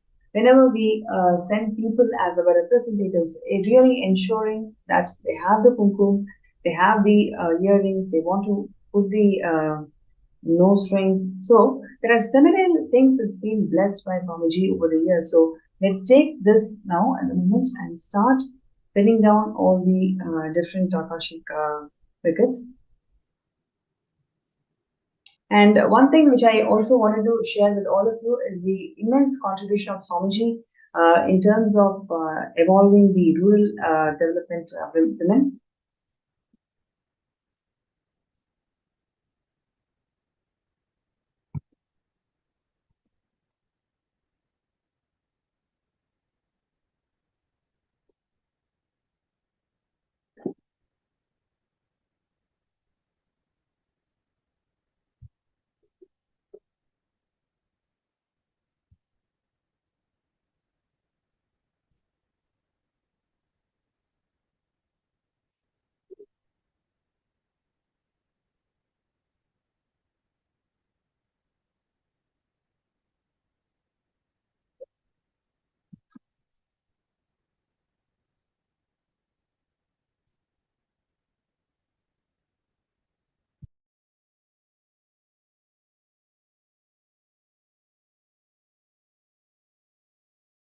Yes, you can see this powerful expression of Hindu feminism when Ma Priya Prema was sharing, and she also touched upon the various initiatives that Swamiji has given to the world, whether it's in terms of education, right? So, how many of you know that 1 in 5 children, especially women, they don't have basic access to basic invitation to action.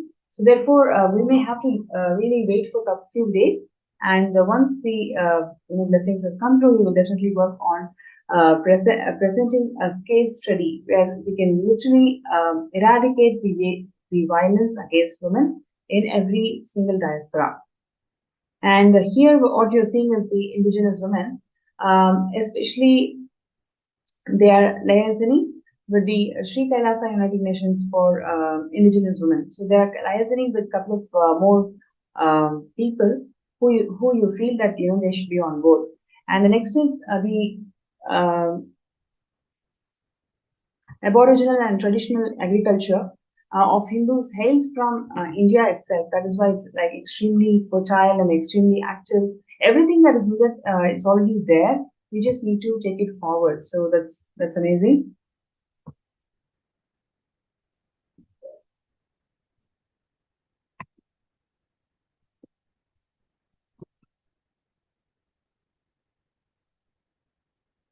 So while we wait for Ma Priya Prema's concluding remarks, it's my pleasure and honor to welcome Susan, Ma Susan, for this segment today. Thank you so much for joining. Thank you, Ma. Thank you for the invitation. Beautiful. Ma Susan, would you like to share about yourself, the brief journey of who you were and what were your ideas and how those ideas really matured after Swamiji opened this for the whole public? Sure. I've known Swamiji, 10 years now. So I can say my perception of myself, life, other people have completely transformed since I met Swamiji. And since we're talking about Hindu feminism, that was an issue growing up that was always close to my heart, because even as a young child, I always had this sense of social justice. Like I saw what wasn't right. I saw what was fair, what wasn't fair, but I didn't have the language. I didn't have the inner strength to really know what to do about it. So when I was growing up, and this is back in the 60s, so I'm really dating myself. It was a different time, but it was also a time where women were starting to have more of a voice. But as you mentioned earlier, feminism was often framed within a competition. It was a competition against men. It was like men were doing bad things and women were often, and even myself, I remember being like, my inner space was that of anger and frustration. And then I realized as I got older and a teenager, and then in my career, I knew a few women that were feminists. And there was one organization in particular, and it was like kind of a radical feminist organization. But I realized that there was a lot of anger. It was us against them. And then I observed that the women within this organization started having arguments and fights amongst themselves. And it was only when I was getting ready for today's presentation, and knowing Swamiji, I have a better understanding of what was going on. And what Swamiji did for me and is doing for the world is really transforming that inner space. So do we have an inner space of powerlessness, of anger, of frustration, of unfairness? And we just have to turn on the news today to be overwhelmed with frustration and anger at what's happening. But that is not going to help me. That's not going to help you, and that's not going to help the world. So Hinduism has provided me with like that open architecture, that deep healing energy, shift in cognition, a shift in my inner space where it's no longer a battle.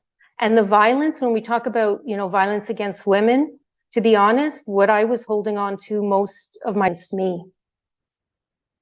And it was Swamiji that puts up very gently and with a lot of compassion that mirror. And so what am I like? How do I get out of my own way? How do I move away from those powerless cognitions? How do I move away from my self-destructive patterns? How do I move away from, like growing up, I just wanted to be we call them a wallflower. I just wanted to kind of blend in the background. I didn't want to stand out. And I had this real fear of speaking in class when I grew up. There was a real fear of public speaking. And then through Swamiji, I found out, oh my God, that's one of my uniqueness. That's my unique manifestation of the divine feminine, to be able to express myself and to be able to help others discover that innate divine feminine energy. And what is that? That's the nurturer. That's the cosmic mother. That's the ability to love yourself and to heal yourself. And then once I was able to do that, then I'm able to be of service to others. So in my life right now, I think one thing that's really a major shift for me is, I'm in my 60s. I have 40 years of work before I retired. Well, I guess sort of retired. And because of Swamiji, I'm, in the process of launching a business. So even after 40 years of work, I realized that my real career has yet to start. And like everyone else, I bought into the ideals of conventional society. That ideal, like it was sold to me my whole life, and I was really, really looking forward to it. And some of you might relate to this, was like the Freedom 55. It was like a massive marketing campaign. It was all about early retirement, if you can retire between 55 and 60. And, we did everything that was expected of us. We worked hard, we went to careers, we had the family, we had the house, we had the t-shirt, you ticky box everything. And then you're like, okay, I do all that. I work really hard. It's kind of drudgery. And then I get to retire. And it was like, oh, I get to, run on the beach with my husband, just like in the advertisement, and you've got the wind in your hair and everything's lovely. However, reality is something different. And I noticed that for a lot of people, retirement really, really translated into becoming, fat, frumpy, and frustrated. And so instead of retiring, I'm going to start a business. And I'm going to start a business that the underpinning is all about enriching, unconditional love, nurturing, and really sharing with the world Swamiji's teaching and Hinduism. Otherwise, like I too, without Swamiji, it's really, really clear in my mind, I would be doing what everyone else was doing. And I might have been on the fast track to being, but with Swamiji, that's not going to happen. Like retirement is not for, and Swamiji is very clear about that. He says, if you retire or you're just waiting to die, you're just putting in time. However, if you are open to enriching and internalizing that divine feminine energy, whatever you want is waiting for you, regardless of your age, whether you want to start a business at 20 or 40 or 60 or 70. And so what does that give you within the context that I'm living and within the inner space that Swamiji has provided is freedom. That's really freedom, is to be able to manifest what I want. And what do I want? I want to have high energy. I want to feel fulfilled. And I realized rather quickly with Swamiji that fulfillment for me is enriching others, is being, and so at one point in my career, and that kind of coincided when I met Swamiji, is I completely shifted my career. I had a very corporate job and I was, applying for all these jobs, getting promotions. And I was working in areas that, were less and less interesting.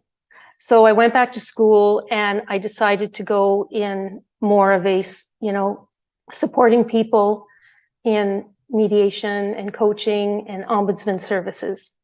So after I came back from Swamiji's programs, I just had this strong cognition that my purpose in life is to help others. So step by step, even though many people told me you can't get there from there. Oh, you can't, get this job without 5 years experience. I ignored all that. I just kept taking one step at a time. And I ended up in my ideal job. And then there were other positions that were opening up, and a lot of my colleagues were getting higher and higher positions up the corporate ladder. And with Swamiji's guidance, I decided that's not for me. I don't mind managing, but I also want to maintain and keep seeing clients. And I also want to build a team where I can support them and give them all the training and support they need to be the best practitioners. I would have never had that cognition. I would have just retired like everyone else, and also managed my stress like everyone else. And what do I mean by that is, living in North America, you work your week and you're kind of like a weekend warrior. You can't wait for that Thursday night, Friday night, and the weekend. It's like you live for the weekend. And what do you do to unwind? Well, you might have a few beers, you might have a glass of wine. And then with COVID, we all know that the incidence of whether it's alcohol abuse or pharmaceuticals or drugs is just going through the roof, creating more and more depression. And depression actually was something that I experienced, but not in a obvious way. It was more the depression of success. Before I met Swamiji, as I mentioned, I had everything that life or my family, society expected. I had the job, I had the family, something was missing. Depression of success is you do everything that you think you need to do. You do everything that you think is right. But at the end, it's shallow. At the end, something is missing. And for me, what was missing is really discovering who I really was and dropping everything that didn't serve me. So there was a lot of anger, a lot of frustration, a lot of fear. And so through Swamiji's inner awakenings, through the yoga, through the meditation, through the detox, like Nirahara Samyama, I've been struggling a little more with that lately, but in the last 10 years, I think I did Nirahara Samyama at least 14 times successfully. So when you detox the body, it's like you also detox the mind and you create this space of really, really high energy. And I think this is what society needs now. This is what women need, and this is what men need as well, because that Hindu feminism, that nurturing energy is not just for women, it's for men. Men have it too. I think society and men might have a more difficult time expressing it because of social pressures of suppressing that. But Swamiji tells us that we can easily nurture that divine feminine. In the morning, waking up, for example, and having the intention of let me radiate a nurturing attitude. Let me enrich my friends, my family. Let me have the context, that inner context of enriching others when I do the steps to start my business. And that intention is really powerful. The other way of connecting with that Devi energy is just nurturing, whether you're raising children or helping the elderly or taking care of animals, all that is nurturing. All that gives you a different experience.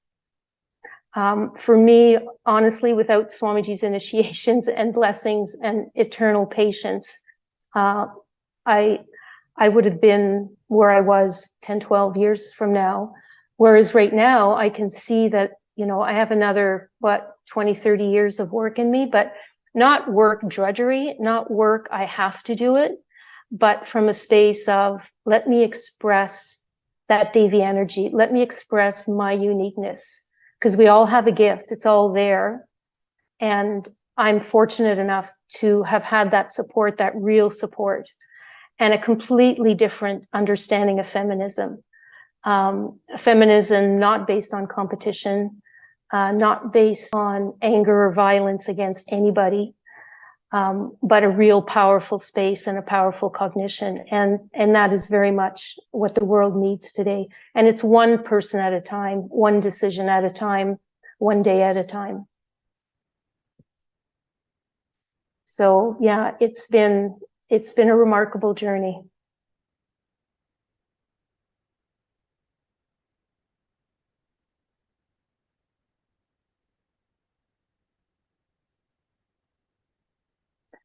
I can also add that through Swamiji, I talked about, changing my career. I also quite easily was able to change my lifestyle.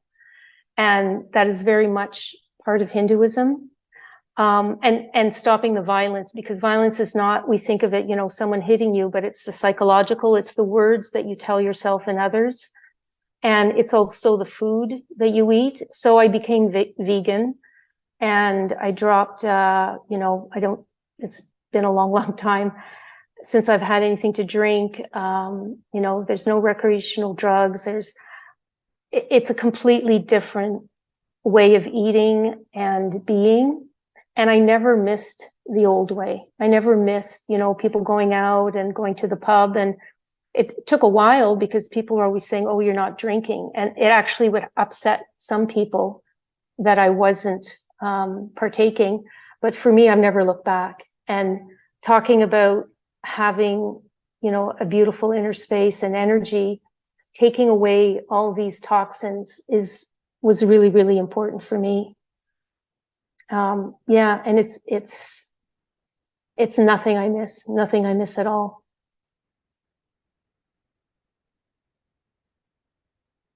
So that, Hindu feminism has given me the inspiration to share Swamiji's gifts with others, because our true nature, like everyone's true nature, is to nurture, to love unconditionally, and to enrich. We just might not know it. Whereas pre-Swamiji, I was way more focused on myself and way more focused, let's say, just me and my family. And now I truly, truly do care about others. I care about strangers. I care about humanity in general, because we do all have something to share and something powerful. And, I mentioned earlier kind of, moving up the corporate ladder and the rat race. And one thing Swamiji said once, and it always made me laugh. He said, you can win the rat race, but at the end of the race, you're still a rat. I always thought that was like, okay, note to self. And that's kind of behind door number one. Like, we can just keep doing what society is dishing out, or we can stop and reflect and say, I want something else. And I would say behind door number two is the really powerful science of Hinduism. Behind door number two is you have the ability to open that door to your true nature. And that true nature is the divine feminine energy that nurtures you, that loves you, that heals you. And then once you heal, then you could be of service to others. And throughout my career, I've met a lot of good people that have wanted to help others. Oh, I'd like to do some volunteer work overseas, or, I'd like to work with women or men, and unfortunately, a lot of them, it's just kind of a pipe dream. Why? Because they're too tired. Why? Because they're so dragged down by their own life, and the toll that society takes on them, that they never actually get to live have a fulfilling life. And Swamiji has told us that's why people are so afraid of death, because as you get closer to death, you realize, oh my God, I didn't do what I wanted to do. There's something missing, and intuitively we all kind of, in the dark moment, or a moment of,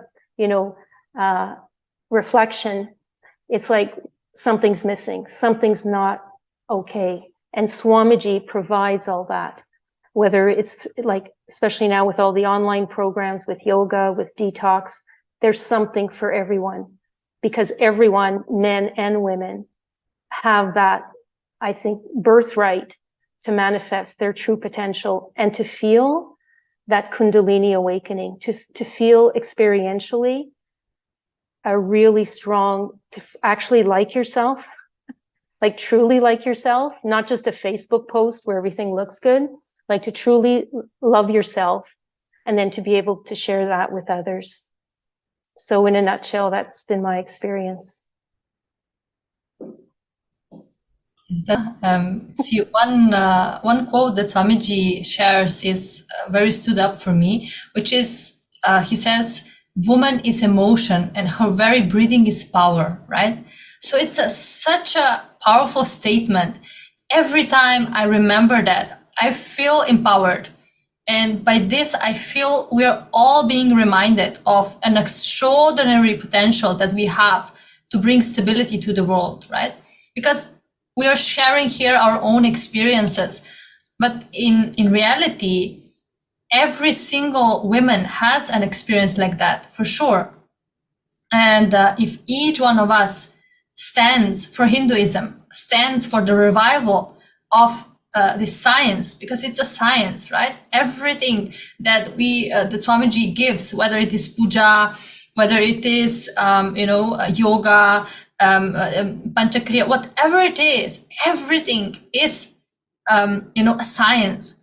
So for me, how my body transformed, how everything, single aspect in my life transformed through all of these practices. And this is something that has been taken from humanity. I feel that we have the responsibility to bring this back, to stand. I think it has really come the time to stand for the Sanatana Hindu Dharma and really make sure that each woman gets empowered to stand for herself. Because sometimes I feel, when we are attending programs, right, like Paramashivam, Paramashivam for 21 days, right? So if you're a mother, you have children, sometimes as a woman, you feel maybe, guilty, right? Or, I'm spending all of this time in a program, but my family is not taken care of. But in reality, there is the most compassionate thing that you can do, because, that is how we empower also our own families. So, yes. Yes, very much so. And you bring up a good point, because often we'll say, well, especially as women, like, okay, well, I've got this to do. Other people are counting on me, and you get pressure often from family and friends. And I went through that, even when I changed my lifestyle. And I told one of my sister, I said that, I'm not drinking. I haven't drank anything in a year. She burst out laughing and said, oh, it's only a matter of time. Like, she had no idea of my commitment, or once you don't have that in your system, it's like, I don't want that ever, and so it's the enriching your family. And now no one thinks twice. Or if I say, oh, I'm doing a program, they get it, and there's, for myself, Swamiji will come in and help. Like, if you have a barrier, it's like, oh, my husband's not supportive. I have friends or family that say, negative things about Swamiji. If you have the intention, if in your heart of hearts that you just connect with yourself and say, okay, what is it that I want? I want to feel peace. I want to feel good about myself. I want to make a difference for me and others. And you're just sincere in that intention, and connect with Swamiji. Just look at his picture. Even if you feel, well, I don't really know this fellow very much, he's new to me, just connect in whatever way works for you, and you will see. You will see how things shift for you. It has to shift, and it's shifted for me so many times. And being a bit, as they say, longer in the tooth, I had a whole lifetime to complete. It's like a major excavation, but it was worth it. It was very, very fulfilling. And yes, definitely Hinduism is the way of the future. Why? Because it has something for everybody, and it's based on experience, and it's based on real healing. And as we say, the proof's in the pudding from everyone that's benefited from Swamiji and Hinduism. Yes, and what we are seeing today is the story of two beautiful women who have gone through huge things in life, but how they're able to empower themselves by teachings, and how Swamiji has really shifted them from within and gave a complete new perspective, new dimension, and how they've evolved themselves in different leadership positions in life today.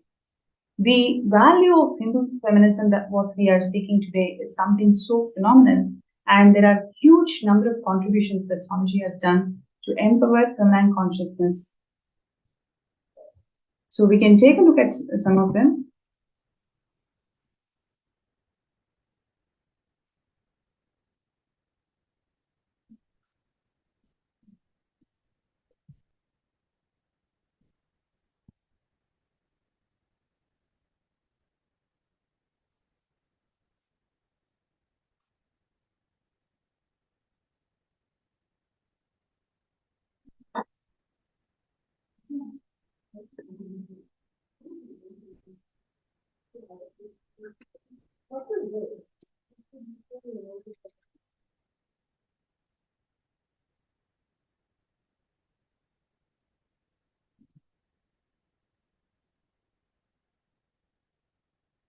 Yes, so there were several women empowered camps that were conducted by Swamiji over the years, and especially to empower all the rural women in India.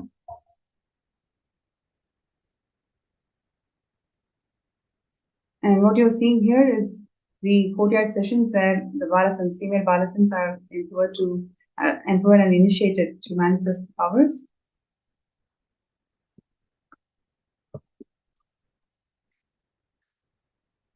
Empowering women in the field of arts, where whether it is dance or music or every other form of arts, how Swamiji has empowered the feminine consciousness to express themselves fully. And we also have here the 108 women empowerment centers that Swamiji had inaugurated back in 2008 itself.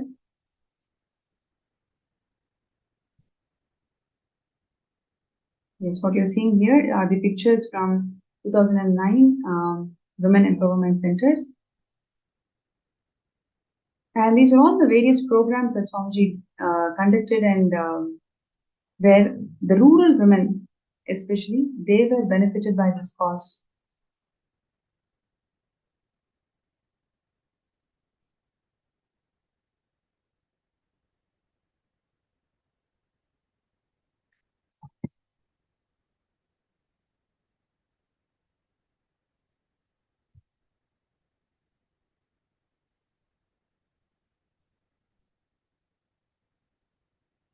Yes, and these are all the different medical camps that Swamiji conducted over the years to help and benefit the health of the rural women.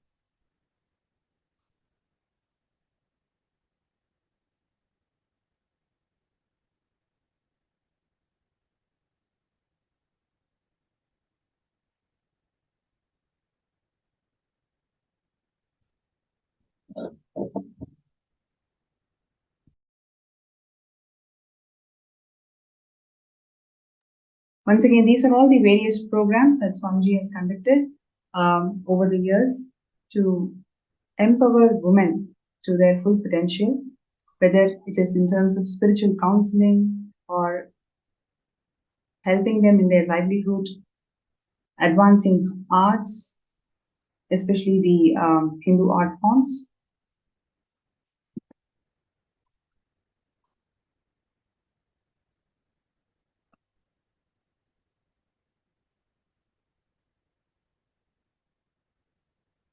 And the agriculture, even the sovereign order of Kailasa, Swamiji had inspired all of them to even learn agriculture.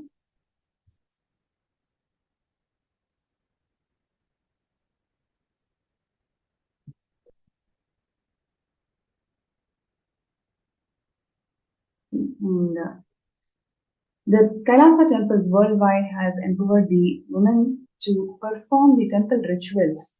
This is probably the Vedic temple where for the first time the women are empowered to perform temples, Hindu rituals by themselves.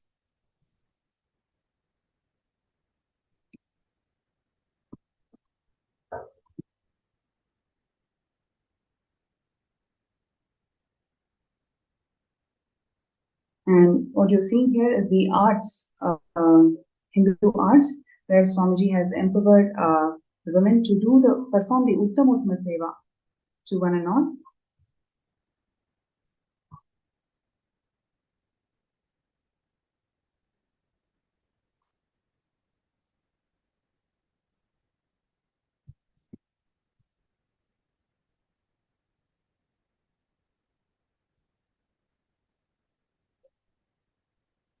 Now, to accomplish this goal of robust, sustainable, balanced, and inclusive growth in society, what Swamiji is doing is incredible contributions by reviving the true spirit of Hindu feminism.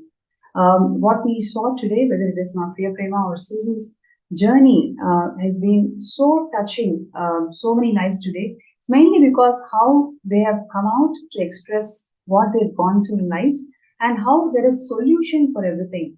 And like what Swamiji has many times shared with all of us, Hinduism has solutions for every single problem out there, especially whatever the world is facing. And all we need to do is revive Hinduism, revive all the techniques and methodologies that Swamiji is sharing from Hinduism, share it with the world, and that is exactly what Kailasa's various agencies and the various international humanitarian agencies, Kailasa's various educational platforms, everything is doing, everything is sharing this science of Hindu feminism and the knowledge repositories that Hinduism has got to overcome every single life problem that we are facing. And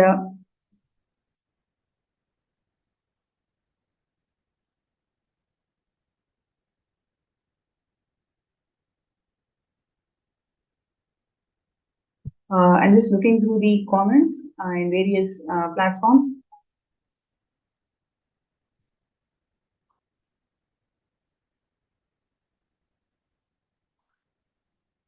Right. So Nathan Porter is sharing that may Shiva return to earth, incarnate with all the powers and majesty. Is true to what you're saying. That's what Swamiji has incarnated, and he's reviving this whole Sanatana Hindu Dharma to its original glory. And yes, so the revival of Sanatana Hindu Dharma is what is happening through the Sarvanyapita. Every day we've been sharing about various aspects of Sarvanyapita. One aspect of Sarvanyapita, what we have seen in today's sharing, is all about the consciousness, the revival.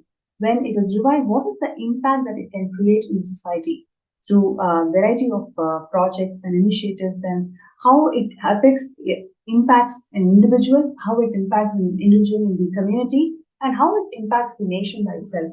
So the revival of Yogini Sarvanyapita that Swamiji has done over the years is all about making this process of power manifestation in a most powerful way, where women can express the extraordinary powers of Paramashivam, and at the same time they are able to express themselves in all the various dimensions which they have not explored before.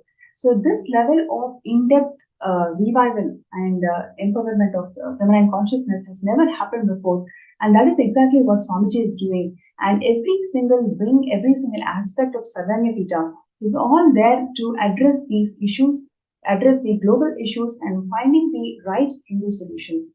So I request everybody out there to take some time to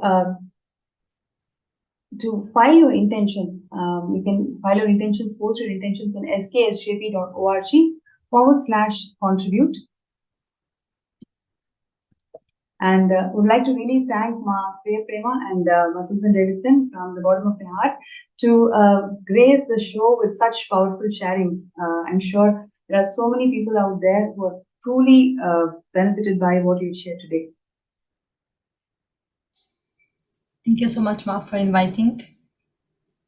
Thank you. So, Thank you. Now back to the Sarvanyapita. Avatar has descended to this planet Earth to revive the Sanatana Hindu Dharma to its original glory. Every day we've been seeing different aspects, different problems that the current world is facing, and how Swamiji has solved these problems, or in fact, made these problems redundant, gave a complete new perspective to the problem that we are facing today by again and again presenting the right solutions, user-friendly solutions from Hinduism. This revival of Hinduism and presenting the right user-friendly solutions from Hinduism to the world is what one of the most important aspects of Sarvayapita.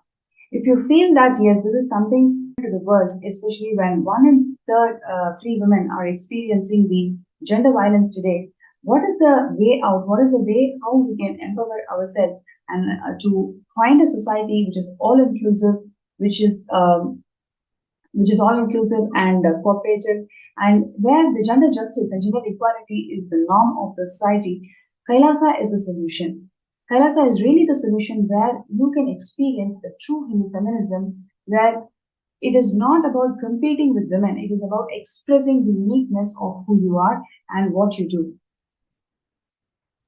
So, would like to request all the viewers out there to take a few minutes and file your intentions. You can post your intentions in sksjp.org/contribute.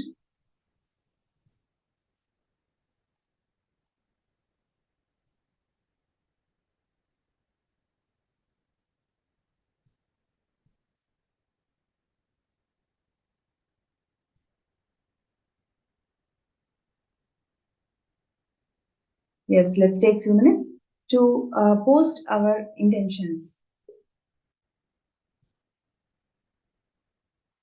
To post our intentions in sksjp.org/contribute.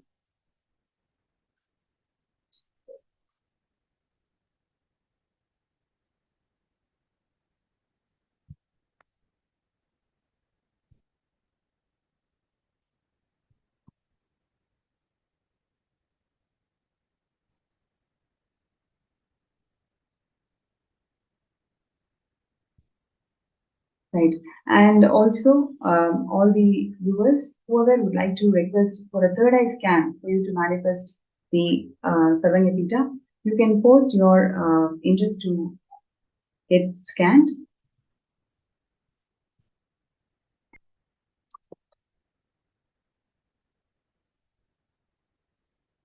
So everybody who's interested to get your third eye scanned, to move the obstacles, whatever is the obstacle, to manifest Sarvayapita, you can post that and we will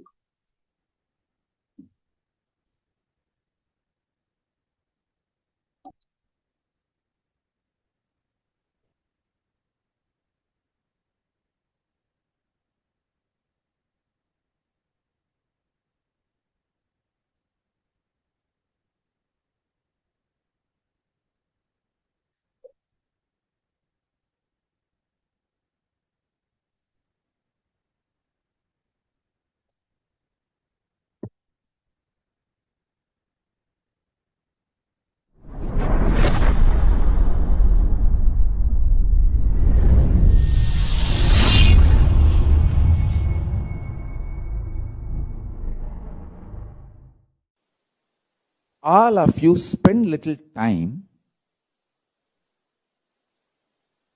study what is your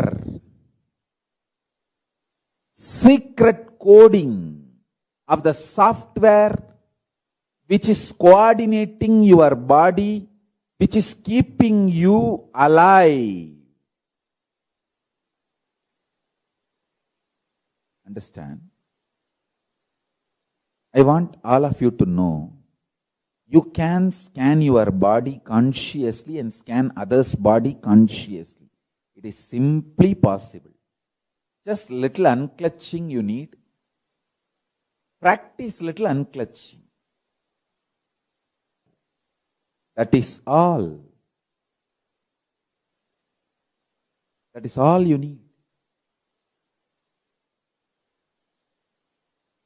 This Pachapatni Vratam, I am planning. We will be having it for 28 days. That will help you intensely to discover the secret software coding with which you are functioning, you operate, you keep your organism alive. If you know that secret code, you can remove all the viruses and all the diseases, disorders. Live forever as long as you want. Understand?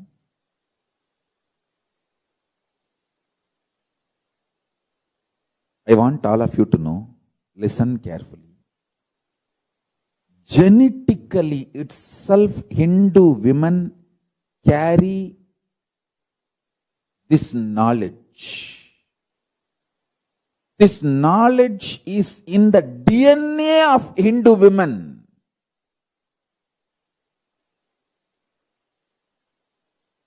Hindu women are the best to make a stable family. Whether as head of the family or a sannyasi, nun, Hindu women are the best.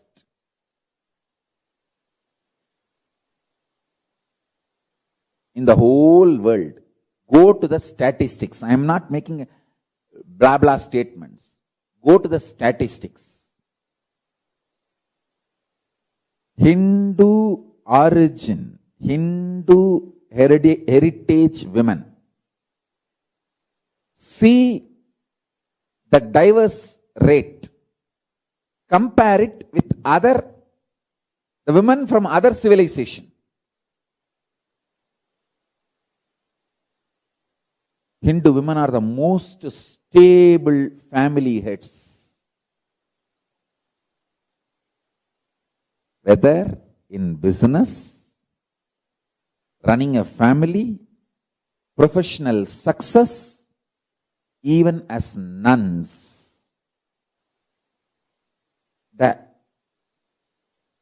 terrorists who are trying to destroy Hinduism, they steal Hindu women because they know women make best family. They make the best family head. It's not something recently. For last 1,000 years, our women are stolen. That is why our women decide to jump into fire the moment they feel that they will be stolen by the terrorists and invaders. They commit sati.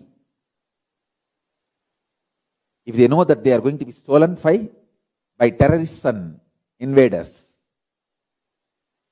Same way, just study.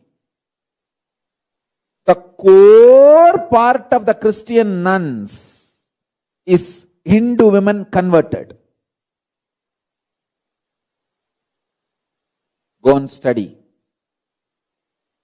Then you will understand what I am saying is true.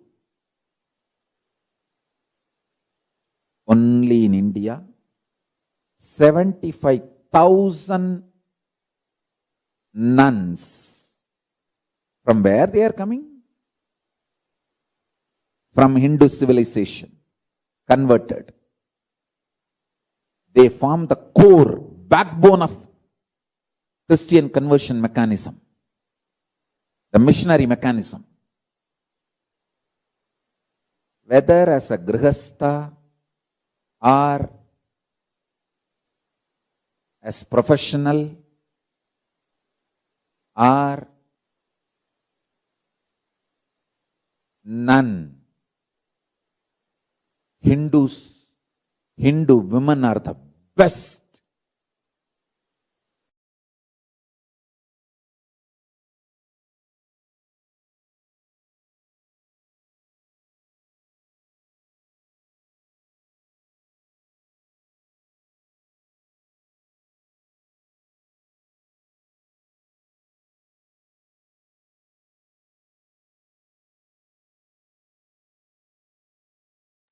Yes, I'm just looking into the comments. Whoever is talking about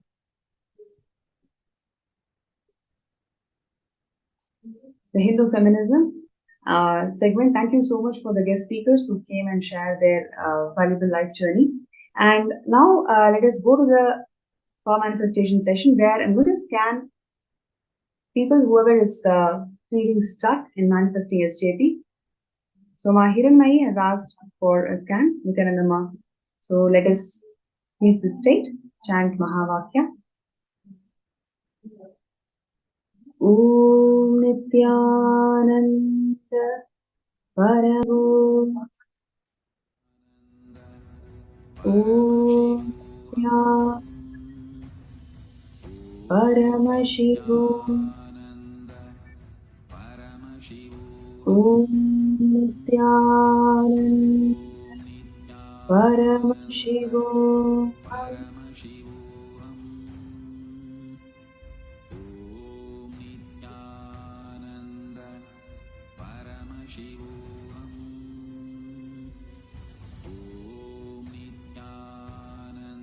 Hiranmayi, one thing what Swamiji is showing is pick up 3 things in your life which you have deliberately given up, deliberately decided that this is not for you, it's very difficult, and I don't think I can succeed. So pick up 3 things in your life which you have deliberately given up, and today take a sankalpa that you are not going to give up, you will actually take one step towards it. The moment you start taking one step towards it, you will see whatever is right now stuck towards your manifestation for SJP, you will simply move on. Swamiji's grace and blessings, it will simply happen. So write down 3 things in your life where you have given up deliberately because of some impossibility that you cherish.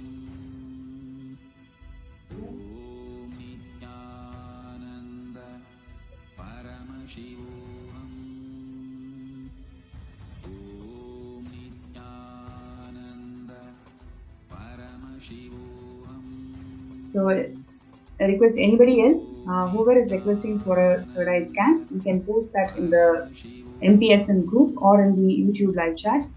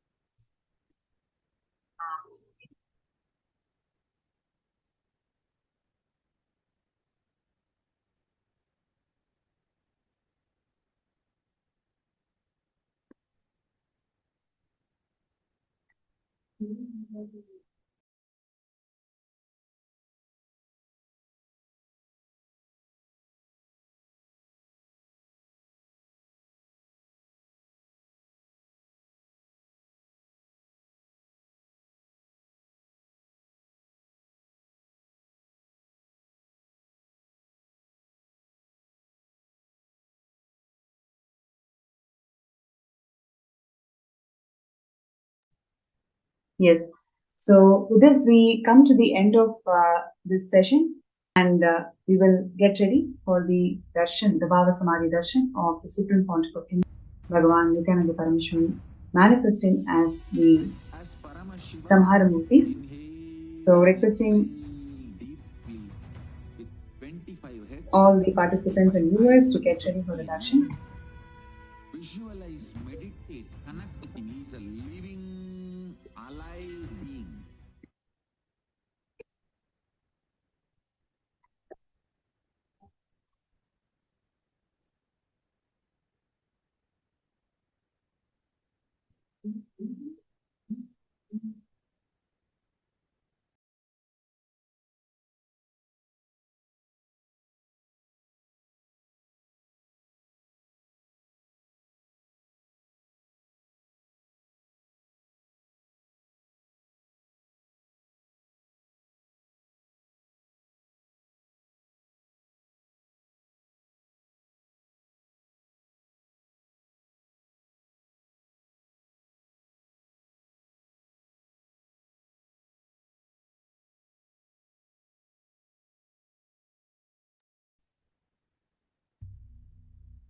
Nityanandam. We had such a beautiful sharing by Malama Suzanne Davidson. Many of us um, from different walks of life listening to this would have encountered similar crises and situations in your life, right?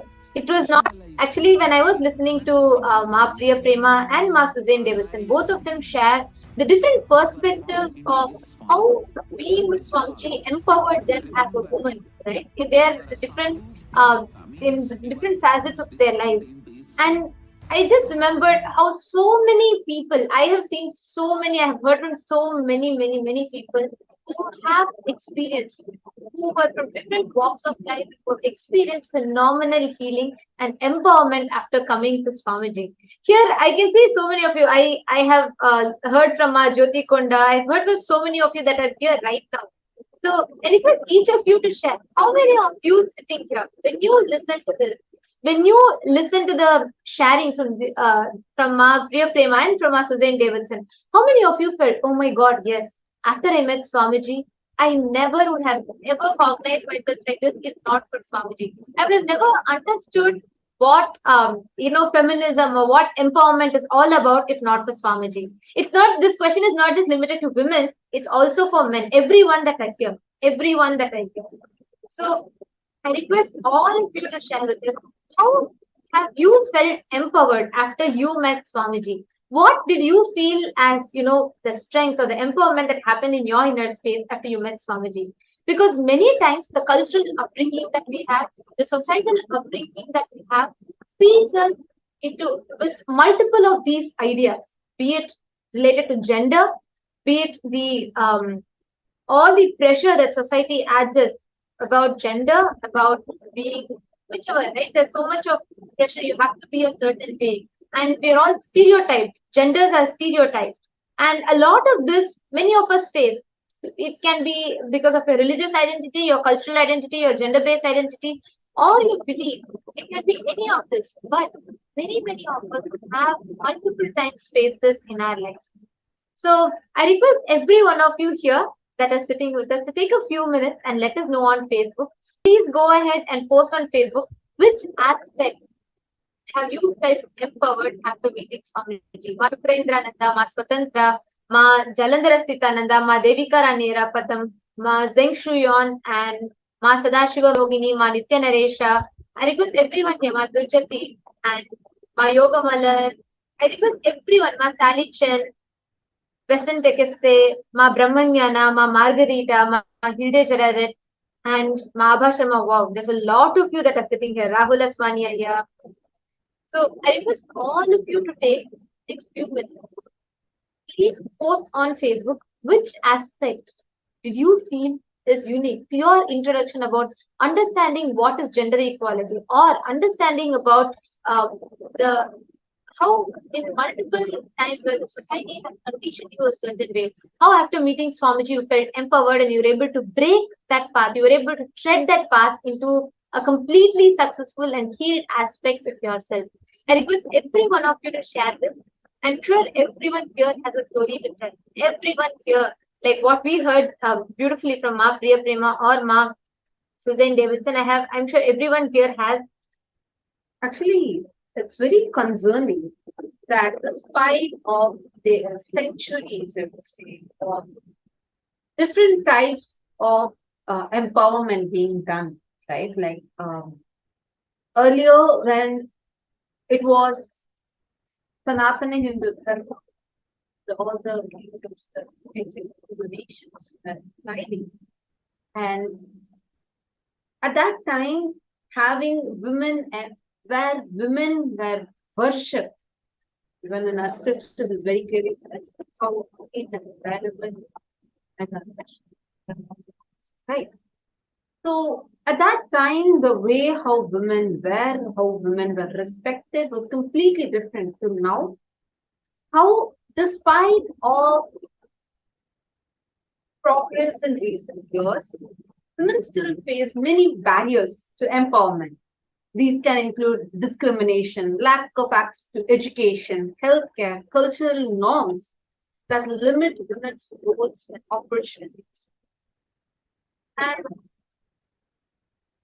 if you actually go into the root of this whole thing, it starts from the fundamental cognitions that we carry about ourselves, that we carry about women, the cognitions that we carry, how we hold ourselves, how we hold others, and what society teaches us to believe. The mentality needs to be completely transformed. Very beautifully, Swamiji has explained, saying how it is not about equal opportunity alone. It's not about, okay, say that, okay, I'm being a woman, that this. That alone is not the thing of a real empowerment. It is about you discovering your ultimate power, awakening that divine feminine consciousness in you, and from within being empowered. And you have the ability to progress in your life, take decisions in your life, have the ability to handle, digest things in your life, and build yourself strong, powerful. Actually, that's it. It's very beautiful. Shastri Pramana Manusmriti, where the verse beautifully says, Yatra Narya Supujyante Ramantre Tatra Devataha, Yatraustu Na Pujyante Sarvas Tatra Phala Kriyaha. It says, where women are honored, divinity blossoms there. Wherever women are dishonored, all action, no matter what, how noble it may be, remains unfruitful.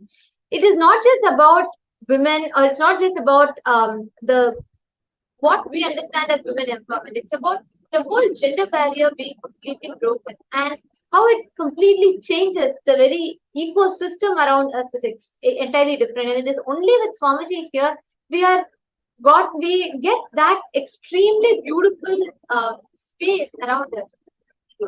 Actually, if you see, right, the kind of trauma and the emotional abuse that women go through, actually not just women, anyone in this gender discrimination, people that are victims of this gender discrimination go through by the kind of trauma or the abuse, physical and mental health issues that arise as a result of these abuse. The survivors of these victims, that survivors of these kind of abuses, are not like they try to only come out of it, they try to cope up with it. There are many rehabilitation centers that are there that help. But what Swamiji is doing is something phenomenal, because Swamiji is addressing the very root of the issue and changing the very perspective. Today in Kailasa, 80% of leaders are women. In Kailasa, all of us know, we've been, like many of us here, I would say most of us here have been with Swamiji for more than 5 years, 6 years minimum, right? And all of us have seen how Swamiji, the kind of cognitions, be it starting from worshipping Devi Para Shakti, the ultimate divine cosmic mother, bringing in mother worship, or the stance Swamiji has about the 11 genders and the empowerment Swamiji gives about gender equality, and 80% of leaders in Kailasa are women. This kind of initiatives that Swamiji has taken. Ma Pranapriya also showed us a lot of pictures which showed the different other initiatives helping rural women, helping the indigenous tribal women, and giving them economic support, emotional support, spiritual support, so that they can build their lives and come out of all the social norms that have been instilled on them, which is restricting, which is stopping this, making them be bound within themselves.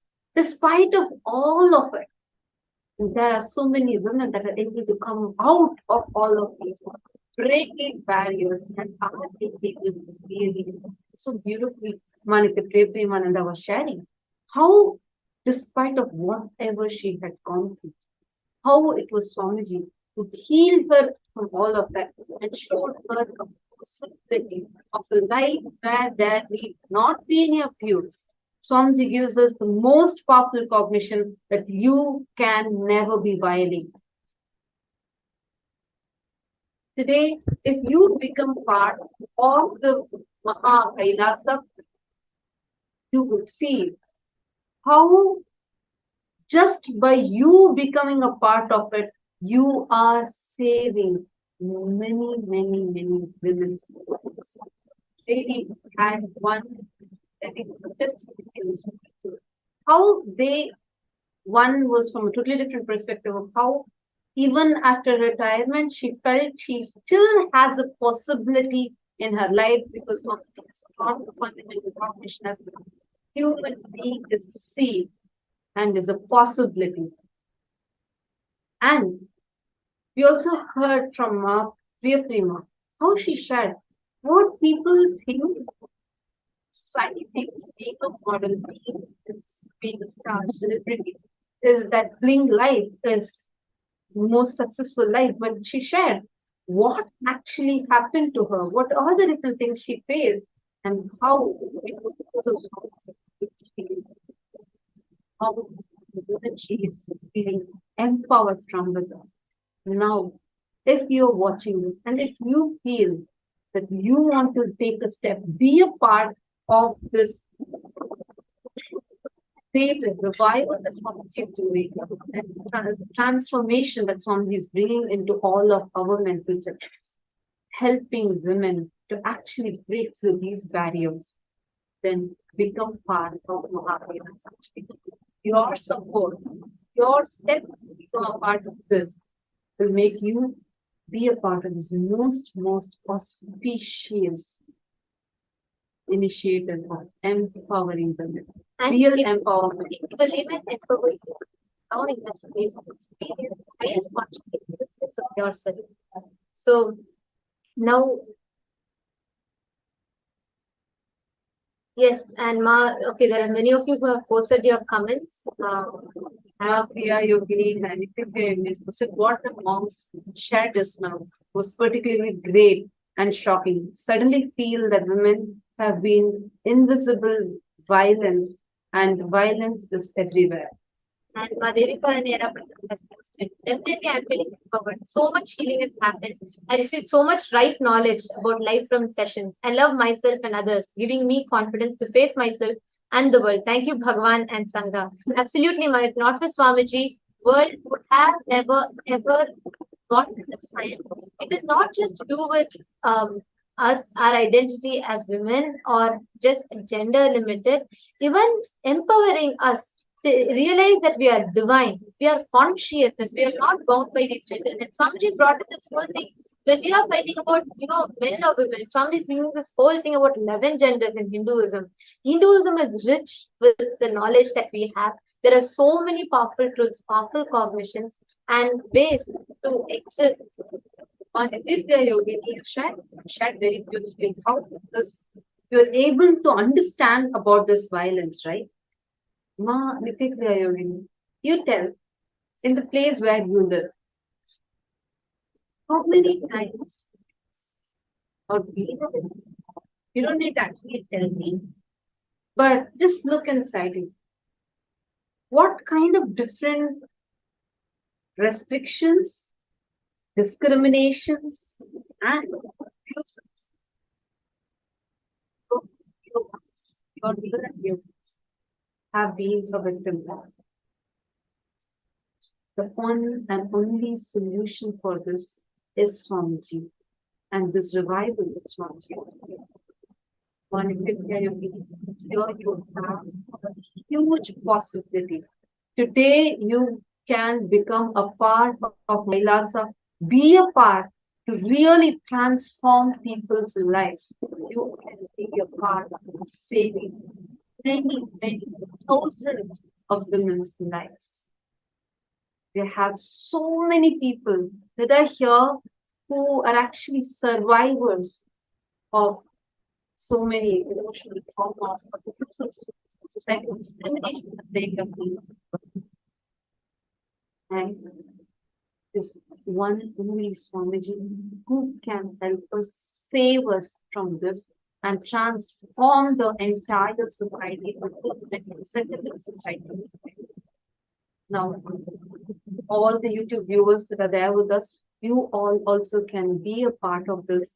You can become part of this grand mission that Swamiji is doing. If you really think you have to be, really there should be a difference. There has to be a change in this world and real women empowerment has to happen, then become part of that cause today. And take the step now. And every one of you that are here, you can put your intention beside to be a part of the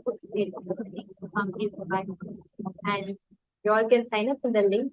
Just go check it. You all can go to sksjp.org/contribute and please sign up there. Please let us know your intention.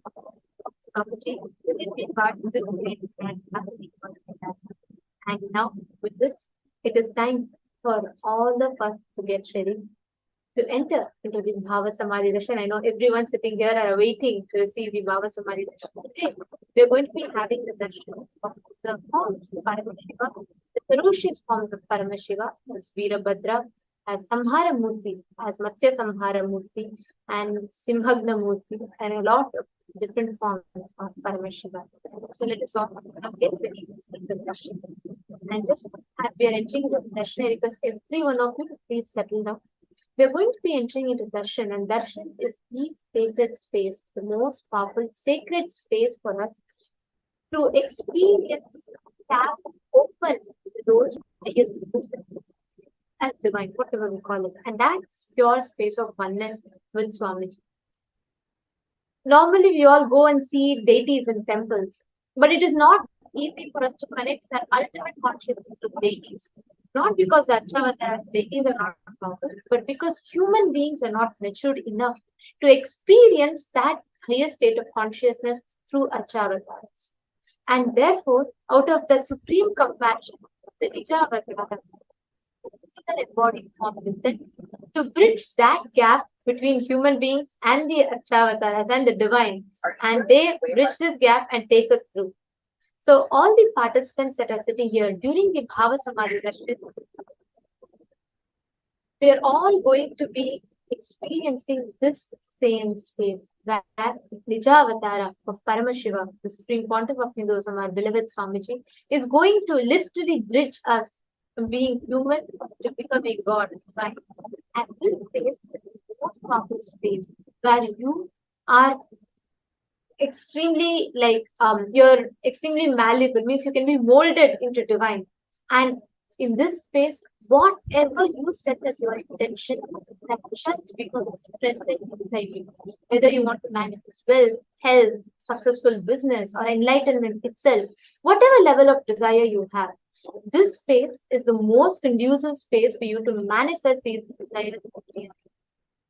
That process is what we call as Shaktini Pada, where the bridging of the gap between human to divine happens, and only an avatar can do that. Only in the presence of the avatar, you can sit thousands of miles apart, and the avatar can entangle you, and through the Shaktini Pada, lift you to the higher state of consciousness.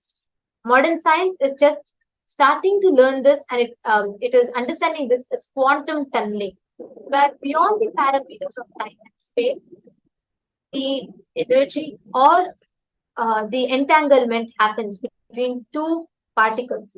This is what modern science is just beginning to understand, but Hinduism had mastered this, and this was in fact practiced ingrained into our traditions. And the Guru Shishya Sampradaya, the master disciple lineage, is founded on this core principle of entangling, feeling connection, Guru Bhakti, and it is through that umbilical cord connection that the master transmits the highest knowledge to the disciples.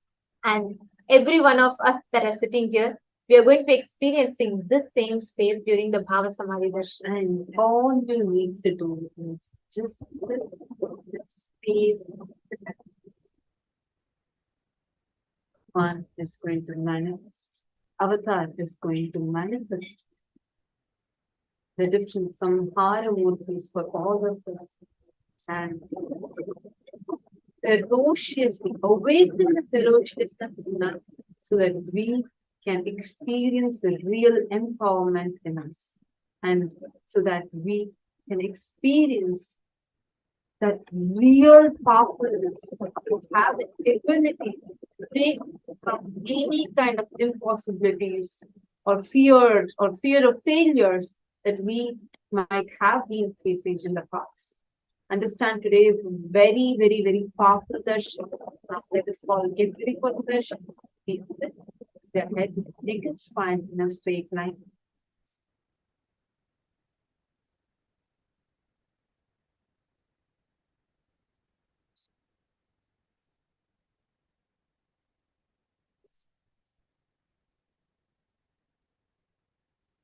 Chanting the Mahavakya.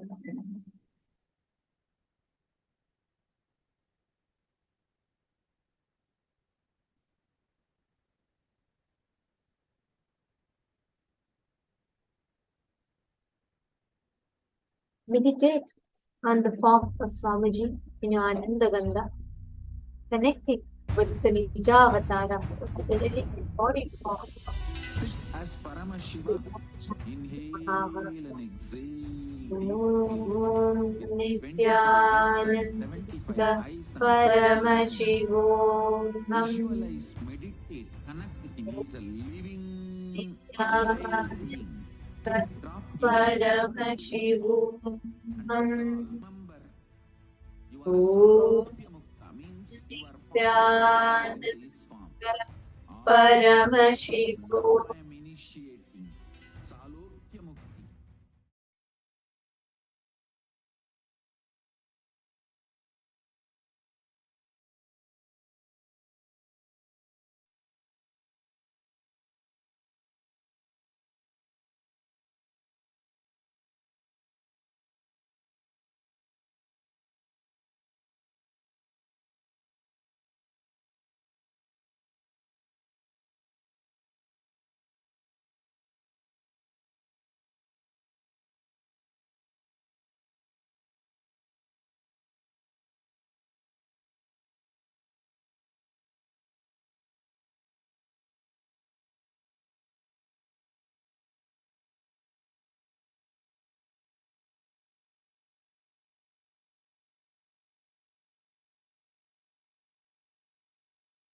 Connecting with the divine with your eyes closed is meditation. Connecting with the divine with your eyes open is darshan. Come, let us all now move from meditation to darshan. Slowly, very slowly, please open your eyes.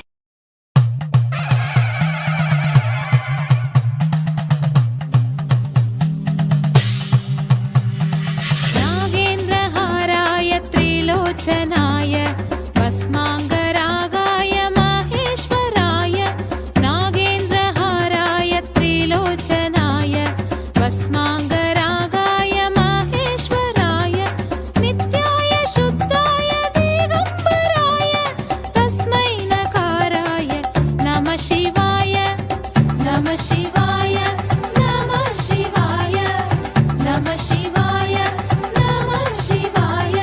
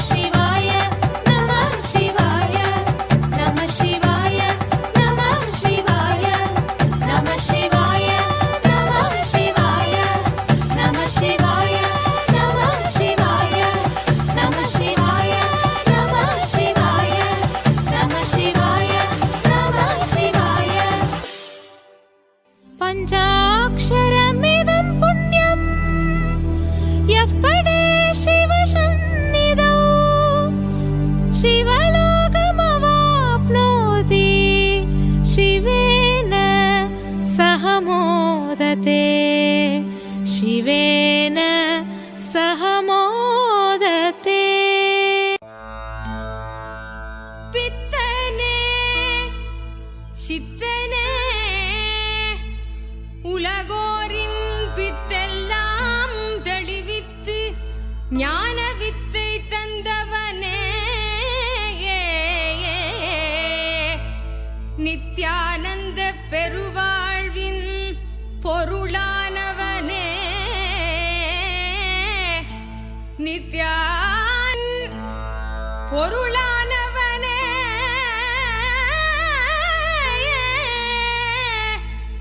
தியானக்கரம் நீட்டி எம்மை ஆண்டு கொண்டவனே அருள் தருவாய் நித்யானந்தனே.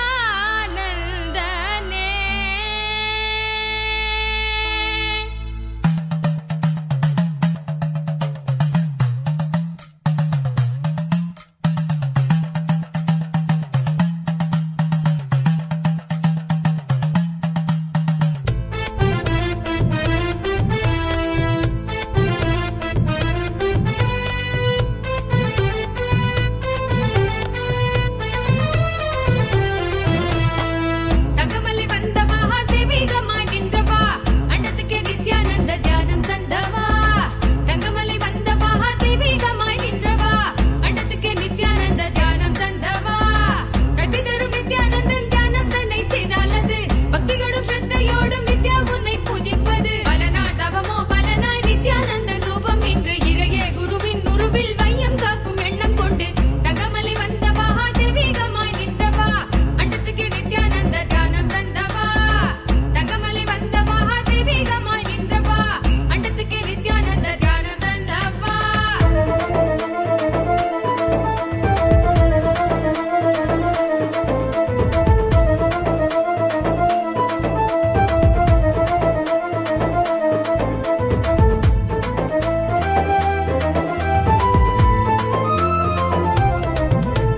சொர்க்கம் என்றாலே அன்பு வழிதானே என்றே நீ உற்சாகமாக உணர்த்திட இன்பம் கண்டோமே. சொர்க்கம் என்றாலே அன்பு வழிதானே என்றே நீ உற்சாகமாக உணர்த்திட இன்பம் கண்டோமே. உள்ளமது சொர்க்கம் அதை அண்டு தன்னில் தான் தேடுது உள்ளுரையும் ஆனந்தத்தின் எல்லை வீர உண்டாகுது. நாடும் மடியாரை நித்திய தியானம் தன்னை தந்து இங்கு தேடும் சுக வாழ்வை தர நித்யானந்தன் ரூபம் கொண்டு தங்கமலை வந்த மகாதேவிகமாய் நின்றவா அண்டத்துக்கு நித்யானந்த தியானம் தந்தவா. தங்கமலை வந்த மகாதேவிகமாய் நின்றவா அண்டத்துக்கு நித்யானந்த தியானம் தந்தவா.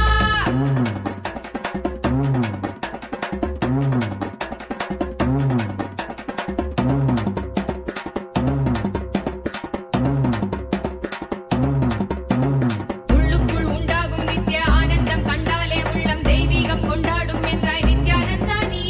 கள்ளங்கள் இல்லாமல் கொள்ளும் தெய்வீகம் எந்நாளும் எம்மை ஞானத்தின் மெய்வழ்வில் சேர்க்கும் யுக்தி தந்தாய் நீ. உள்ளுக்குள் உண்டாகும் நித்ய ஆனந்தம் கண்டாலே உள்ளம் தெய்வீகம் கொண்டாடும் என்றாய் நித்யானந்தா நீ. கள்ளங்கள் இல்லாமல் கொள்ளும் தெய்வீகம் எந்நாளும் எம்மை ஞானத்தின் மெய்வாழ்வில் சேர்க்கும் யுக்தி தந்தாய் நீ.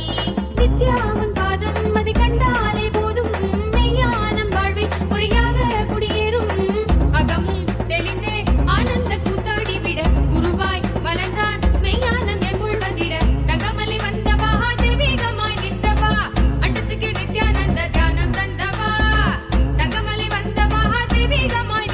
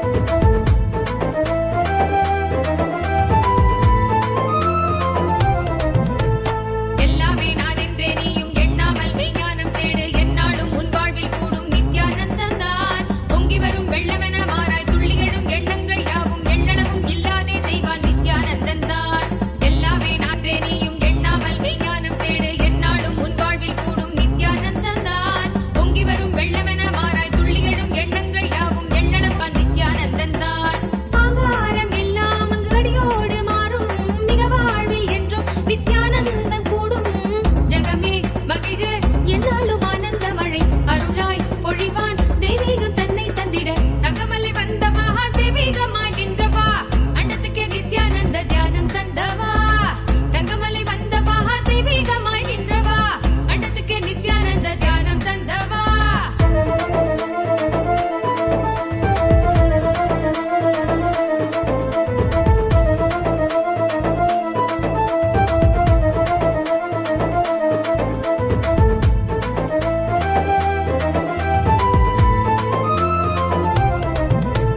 சொர்க்கம் என்றாலே அன்பு வழிதானே என்றே நீ உற்சாகமாக உணர்த்திட இன்பம் கண்டோமே சொர்க்கம் என்றாலே அன்பு வழிதானே என்றே நீ உற்சாகமாக உணர்த்திட இன்பம் கண்டோமே உள்ளமது சொர்க்கம் அதை அண்ட தனில் தான் தேடுது உள்ளுரையும் ஆனந்தத்தின் எல்லை வீர உண்டாகுது ஆடும் மடியாரை நித்திய தியானம் தன்னை தந்து இங்கு தேடும் சுக வாழ்வை தர நித்யானந்தன் ரூபம் கொண்டு தகமலை வந்தவா தெய்வீகமாய் நின்றவா அண்டத்துக்கு நித்யானந்த தியானம் தந்தவா தகமலை வந்தவா தெய்வீகமாய் நின்றவா அண்டத்துக்கு நித்யானந்த தியானம் தந்தவா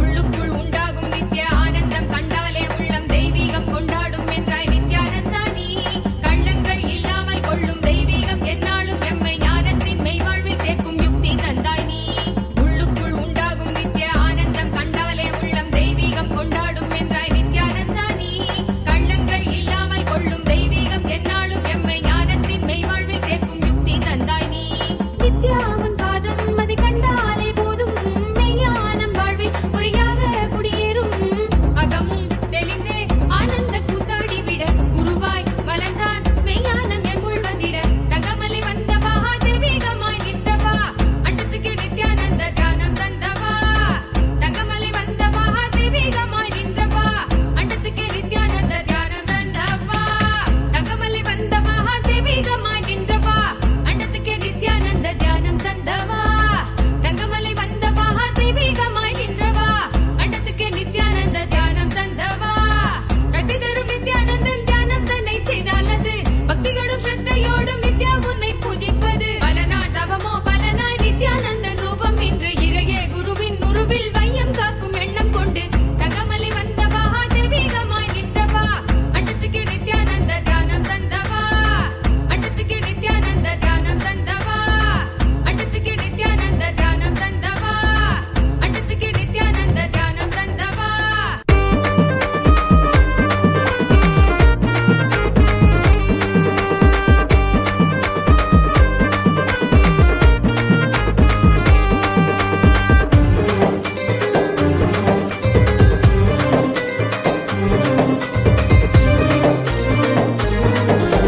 நித்யானந்த சத்குருவின் காலடியை பற்ற மற்ற எண்ணமெல்லாம் ஓடிவிடுமே மனம் கொண்ட எண்ணமோடு குரு நித்திய பஞ்சக்தி அது வாழ்வில் பெறுமே மலருமே அப்பன் தந்த தியானமெல்லாம் இது செய்ய சித்தம் சுத்தம் கொண்டிடும் நித்யா அந்த சக்தி சுத்தி கொண்ட சித்தம் தன்னில் ஏறிடும் பின்னே ஆத்ம ஞானம் கூடுமே வாழ்வே நித்யானந்தமாகுமே ஆத்ம ஞானம் கூடுமே வாழ்வே நித்யானந்தமாகுமே நித்யானந்த சத்குருவின் காலடியை பற்ற மற்ற எண்ணமெல்லாம் ஓடிவிடுமே மனம் கொண்ட எண்ணமோட குரு நித்திய பஞ்சக்தி அது வாழ்வில் பெறுமே மலருமே